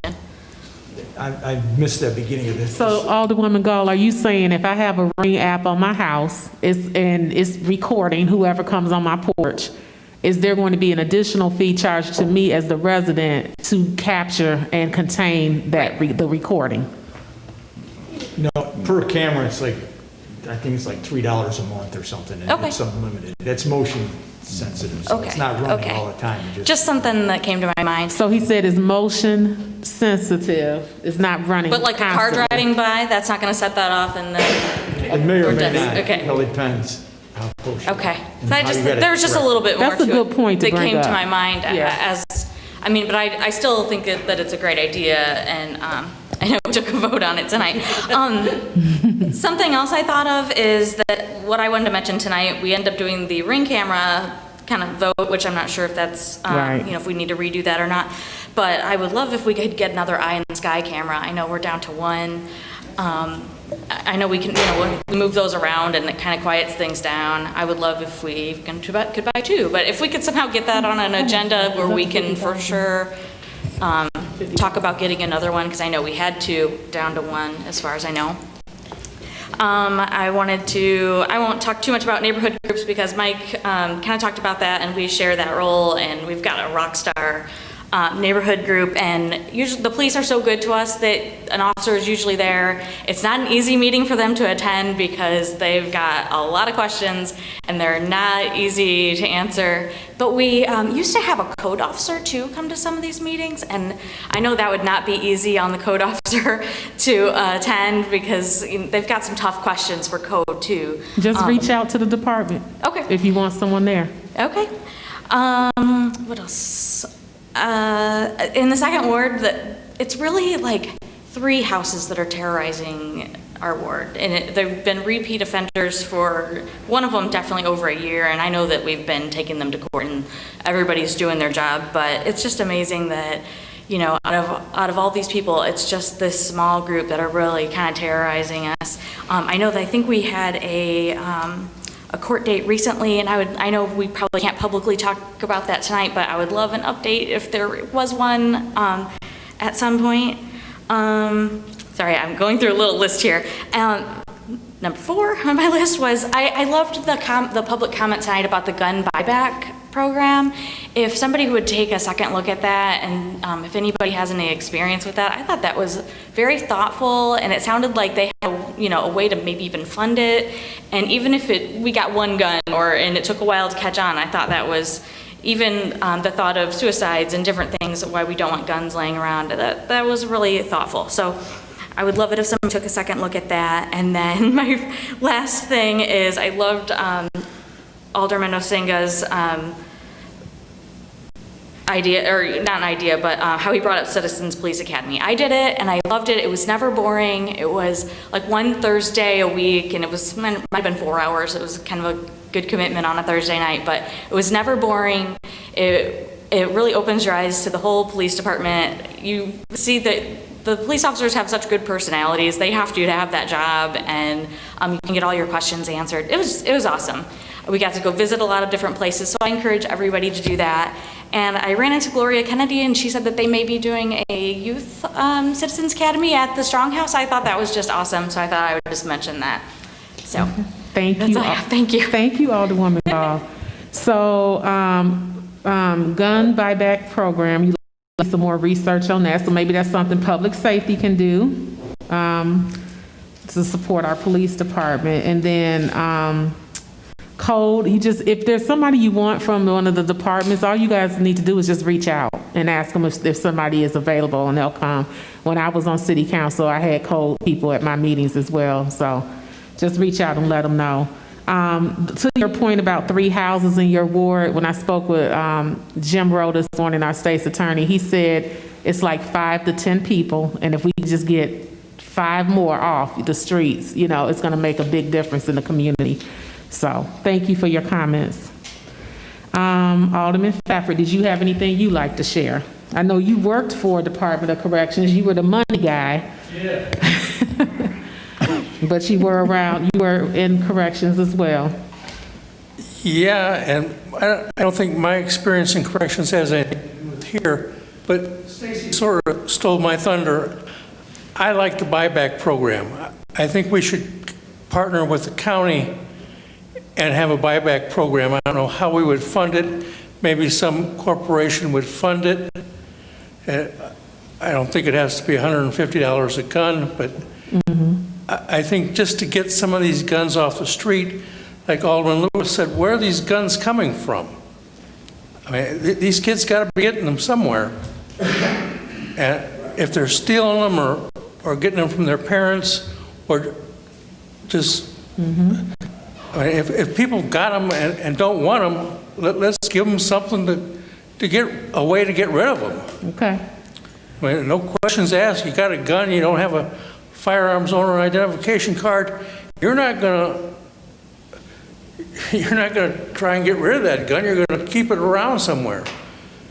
But if we don't ask any questions and you want to get rid of that gun, let's get rid of it. Okay. Get it off the streets and get it melted down and be done with it. That's all I've got. Thank you, Alderman Pfeffer. So you would like to see a partnership with the city and the county to initiate a buyback program, no questions asked. Okay. Thank you. Alderman Curtis? Thank you, Mayor. This is excellent tonight. I've heard so many ideas. Kudos to all the aldermen, to the police, to the mayor, everybody that we've done here tonight, because there's been a lot of ideas I've been jotting down. In fact, I came in here with 10 ideas, and I think 8 of them have been talked about. So that means there's some consensus across the board of some things we want to do. Alderman Brown's idea, working with Sheriff Downey, was a new one. I thought that was pretty good. Great thing. So this, to me, was worth this meeting. This is what I think the citizens of Kankakee and the surrounding areas want us to hear, to talk and collaborate about this. This was a good meeting tonight. Also, Barbie mentioning the $2,500. Since I've sat here, I just got 2 texts, another $1,500. $1,000 was just committed from a business, and $500 from an individual just texted me to match it. That's $5,000 we just raised being here. That's worth this meeting tonight. Is that for cameras or for a buyback? That's for the ring cameras. For the ring cameras, They heard us okay. on TV, and they said, business said they'd match 1,000, individual said they'd do 500. So in short 2 hours, we've just gotten $5,000 towards that $10,000 goal. So maybe we only need 5,000, or we do 10 plus 5. We can talk about that. So that alone right there was worth us being here for 3.5 hours tonight. I'm going to go through this quickly just because you guys have hit on all these. I concur with Alderman Malone Marshall and Alderman Malone Marshall and Alderman Gall. My number one thing was on here was cameras. I was also going to propose tonight that not just one, maybe if we could get 3 of the smaller ones that are easy to rotate. Out of respect to Alderman Cobb and Alderman Brown, we do have a public safety meeting coming up, I believe, next Tuesday, and a budget to follow. That's a much bigger expense, so if Alderman Brown, if we could put that on discussion at the public safety meeting, the purchase of additional eye in the skies, and then it would go to budget, if we could do that, because we're talking a much bigger expense. The police talked about the directed patrol. That was on my list. I think that's great. I'd said, utilizing a traffic division or some of those things, if we could do that. So it sounds like you've already addressed that and taken care of that. Awesome, great. Additional patrol, I asked about, could we reach out to state police? You're already ahead of the game on that. Great job. Shift consistency I'd put down. It sounds like you're already on that. It seems sentimental across the board. Everybody wants beat patrol. I think Alderman Cobb mentioned it well. He was a mailman in areas. Everyone knew, everyone still knows who Alderman Cobb is. He delivered the mail for 30 years. Our police can be that way. If they're like, I think you said 6 months, Chief, that they're going to do it, that's good. Our neighbors get to know those 3 or 4 officers that routinely patrol that area. We talked about the strong neighborhood house and the cameras. We talked about the ring cameras. Something that wasn't brought up, I believe we have a landlord training program that is already enacted and in place. I'd like to see us bring that back. A lot of times we have, unfortunately, it's a reality, a lot of times we have problems with rentals, seem to be more than other times. My understanding there's a program that used to be utilized, if we can dig that up and bring back the landlord training program. I understand that maybe it was pulled back a little bit because it was the same people over and over, but if we haven't had it for years, maybe there's some new renters or landlords that need to go through that. Alderman Curtis, I'm just going to make sure that Alderman Malone Marshall, can you make a note of that for Code Committee? Thank you. Yes. Thank you. City nuisance abatement ordinance, we addressed that also. Thank you, DC, on that one. Quick question, besides the house, correct me if I'm wrong, was it 400 Lincoln that we're currently dealing with and all? Is there any other houses that are currently in the nuisance program? Not exact addresses, but do we have any others that are currently going through nuisance abatement through the court system? Not to the eviction. Use your mic. Through the eviction process, yes. Okay, all right, thank you. And the last thing, again, it was brought up at neighborhood meetings, I concur, everyone said those are a big deal. I'm fortunate, I'm with Alderman Cobb. I've got the historical review, and I've got R&O that Alderman Cobb runs. I'm lucky in my ward, we've got two very strong neighborhood organizations. I'm gonna challenge Alderman Cobb tonight, he's gonna throw me away when he hears this, but Sunnyside is one I tried to get together 4 years ago. We got 2 people that showed up, but maybe that's our task. Can we get Sunnyside needs? It's got violence. It's got shots. It needs a neighborhood program. So I'm going to challenge you, and you challenge me that somehow we get that up and going. Even if it's only 5 people, it's something. So I'm thankful we had this tonight. I don't think it's an extra meeting. I don't think it was a waste of our time. I think a lot of stuff came out tonight. I assume there's probably a lot of people watching on TV and video and things, and I think this is exactly what they wanted to hear from all of us. And this was a cohesive group tonight of everybody giving ideas, and kudos to everyone. Thank you. I just want to echo what Alderman Brown said. You know, when we get together for a meeting, we need to be prepared for the meeting. So I like to be intentional. I don't like to call meetings just to have meetings, and I did not think it was appropriate after City Council, after we had handled our business, after I had already given aldermen the opportunity to give comments. So I like to be intentional to make sure that we have time to address things. As you all see tonight, we've all been working on a lot of strategies that were already addressed, things that you all came in with. We've already been putting those things in place. But as Alderman Brown said, it takes time to get those things in place. So thank you, Alderman Curtis, for your updates and additions. Last but not least, Alderman Tedder, our military veteran, and Department of Corrections. Department of Corrections, and I know you have taken in several youth that you mentor in your neighborhood as well. Yes, Your Honor. Thank you. Actually, I apologize to my colleagues. 4 gentlemen tonight, they're unemployed, and we took them out to a job site, if you would. There was some work that some people wanted done. They just needed the body, so I took them out there and brought them back to make certain that they had adequate transportation to and from. So, you know, they were very appreciative of that. But I just want to apologize. That's why I was late. But I'll try and go through this. I'm sorry I missed some of this. Some of it is probably going to be rehashed, and I apologize in advance for it. Number one, we've been talking about residency, and this is one of the core issues to the requirements of having residency. And I'm not gonna go down that hole, but just it's more to, it's not to be punitive or anything like that, but when you have a vested interest in the community in which you live in, you tend to not turn the cheek or turn a blind eye or not make a comment. You tend to get involved and say, look, we're not having that. You're not going to be dumping your trash out in the street. You're not going to be blocking the intersections. So I think that whenever we can get back to residencies, if we can, that would be important to understand. Some of our police officers voted to leave the city. And my concern with this, and I don't care who's listening to it, my concern is this: when we have law enforcement, and I'm not badgering them, but I'm just stating a cold fact. When we have police officers that's making 6 figures in this city, I think that there needs to be an attempt made by them to demonstrate to the constituents that they appreciate those incredible salaries that they get. And if that means spending a little more time in the city, I'd like to see them all live in the city, but that's not going to happen. But I think residency is important. And when I was in corrections, I remember the inmates. And yes, you all would be surprised to know that they commit crimes in prison too. But when there's a presence, a police presence people tend not to commit a crime right in front of you. If Alderman Osinga was a cop and I was going to do something and I saw him at the stop sign, I'm not going to blow past that through that stop sign because there's a presence. And the same thing applies to our police officers. I think that if we can get a presence, the community would appreciate or feel a bit better. And then on some of our utility bills, we have community-oriented policing.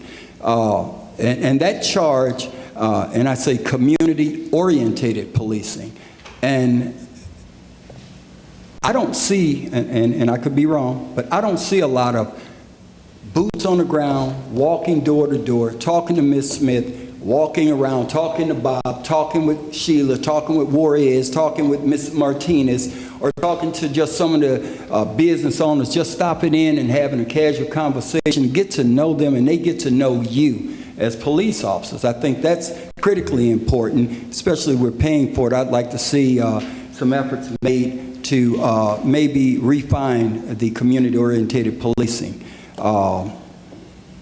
And I think it was Alderman O'Brien and several others that said that we should concentrate our efforts in these high-incident areas, and I wholeheartedly agree.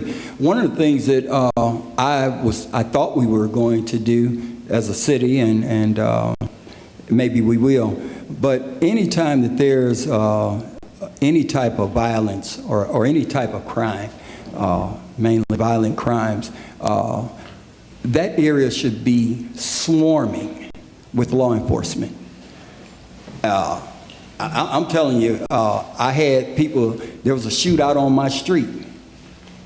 And by the time the police got there, the people were long gone. And the police maintained a presence because they didn't know where this was coming from. It started somewhere else and moved over on our street.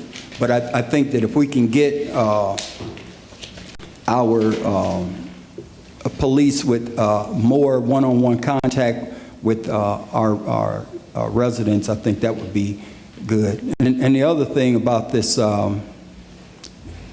this uptick in crime, and this may sound a bit harsh, but I mean, we're here to look for solutions, and that is, I think that we should take, and it sounds like this conversation has taken place, to partner with the federal agencies, state and local law enforcement, because it's been my experience, the state police, when they pull someone over in Kankakee, they don't play with the state police. They don't talk back to them. I've never seen that. And I think that the time has come where we're, one alderman in Chicago has 60,000 people. One alderman. We have 14 aldermen and we have 27,000 people.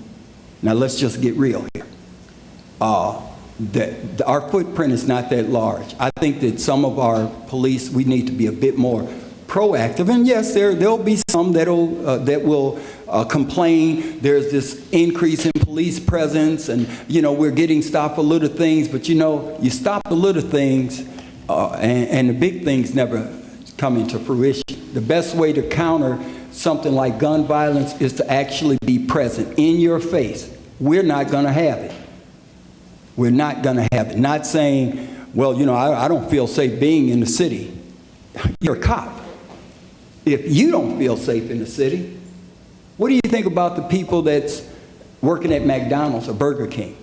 And again, this is not bashing police. This is just some of the things that I've been wanting to say, and I'm glad that this conversation is taking place. Also, at night, 80% of our police are absent. I'm not going to go with the count.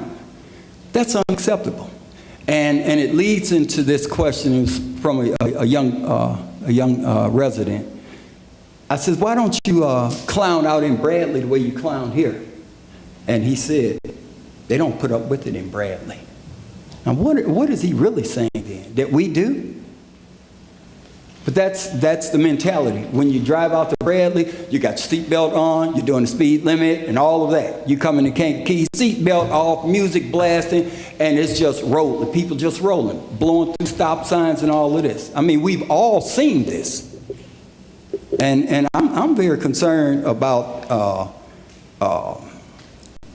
the attitude people have towards our police department.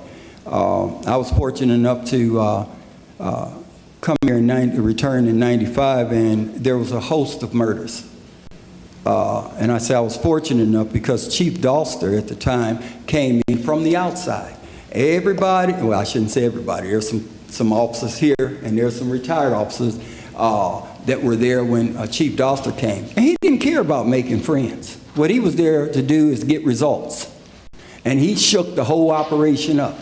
And he went and he talked to ministers, and he had his police officers doing a number of things, but there was a huge presence.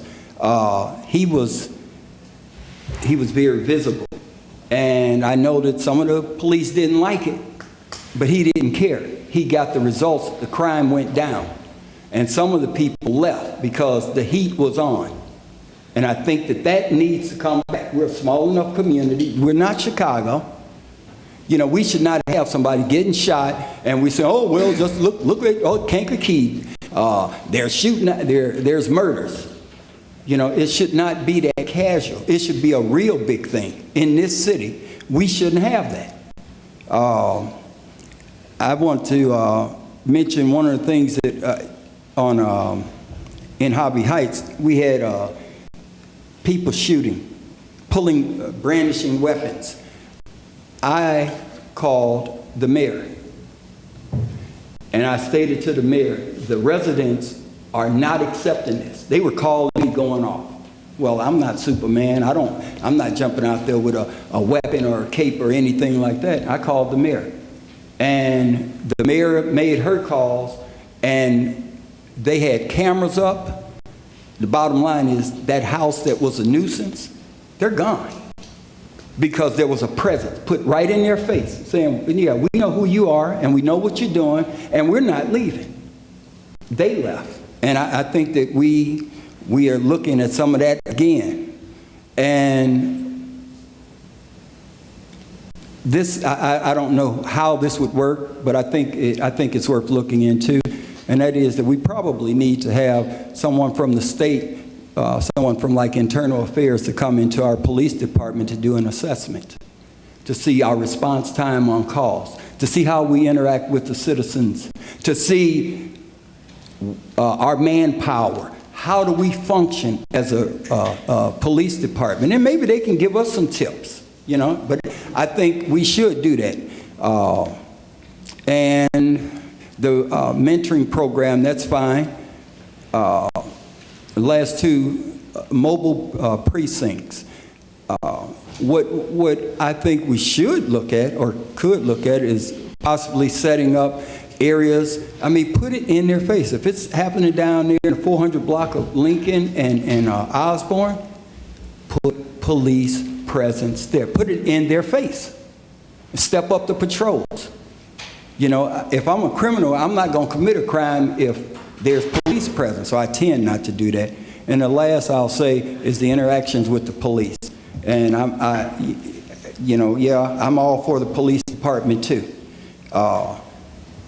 I stopped my car and got out. It was a police officer. I will not divulge his name, but I'm certainly going to bring this up because it happened, and he knows who he is, and it wasn't kosher. So anyway, what happened is I stopped the car and I got out as a citizen, walking up to the police officer. He was in there doing some paperwork, I think it was. And he rolled down his window about 2 inches, and this is what he said: "What do you want?"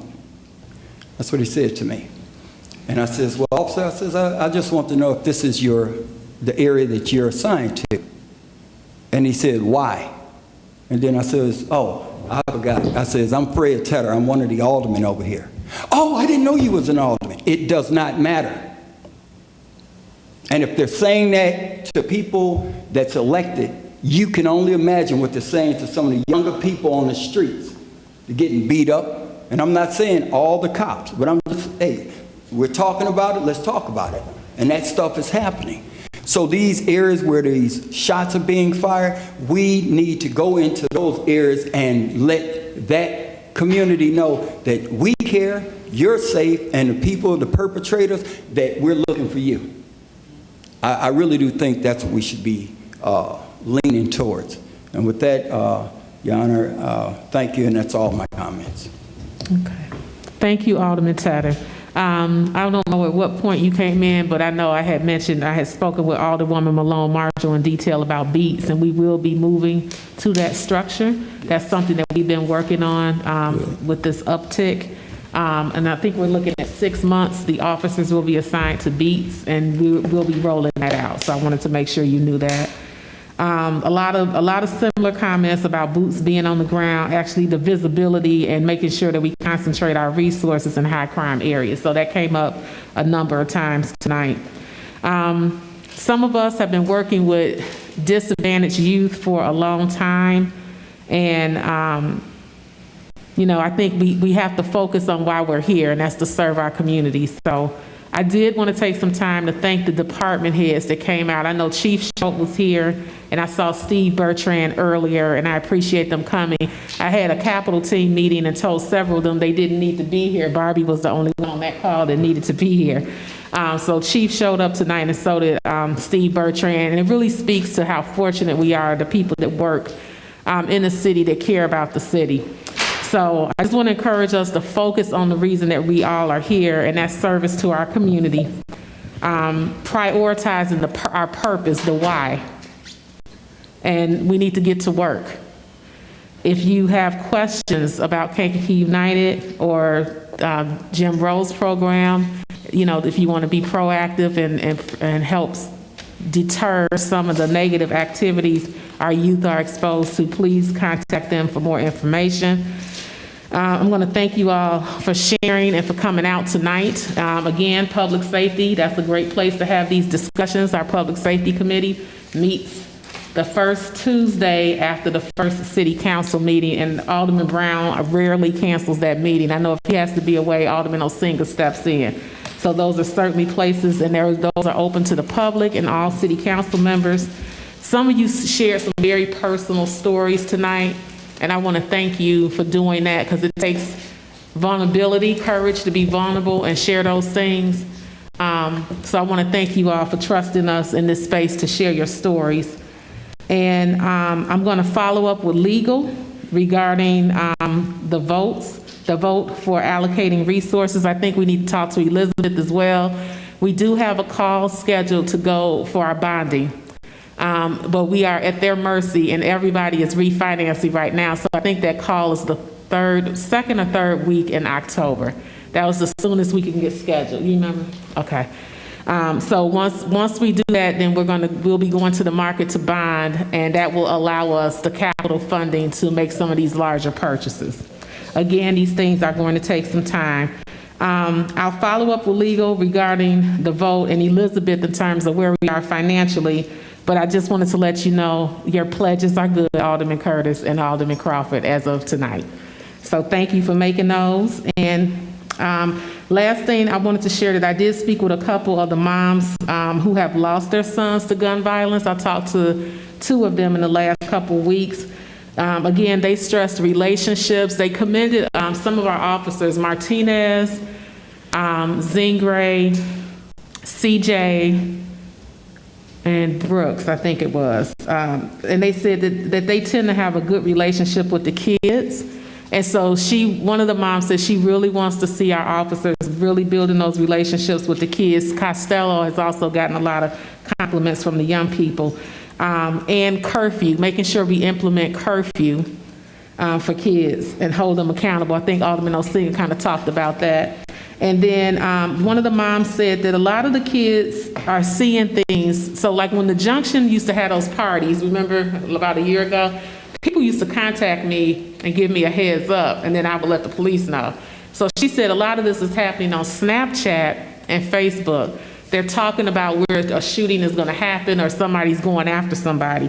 So she said if the officers have a relationship with the kids will talk to the officers. They will tell, because they don't want to see their friends get hurt or killed. So just really want to stress that tonight. Thanks, everybody, for being here. Thanks to my staff for being here so late. At this time, I'll take a motion to adjourn the meeting. Alderwoman Lewis. Motion made by Alderwoman Lewis. Alderman Crawford. Second. Seconded by Alderman Crawford. All in favor? Opposed?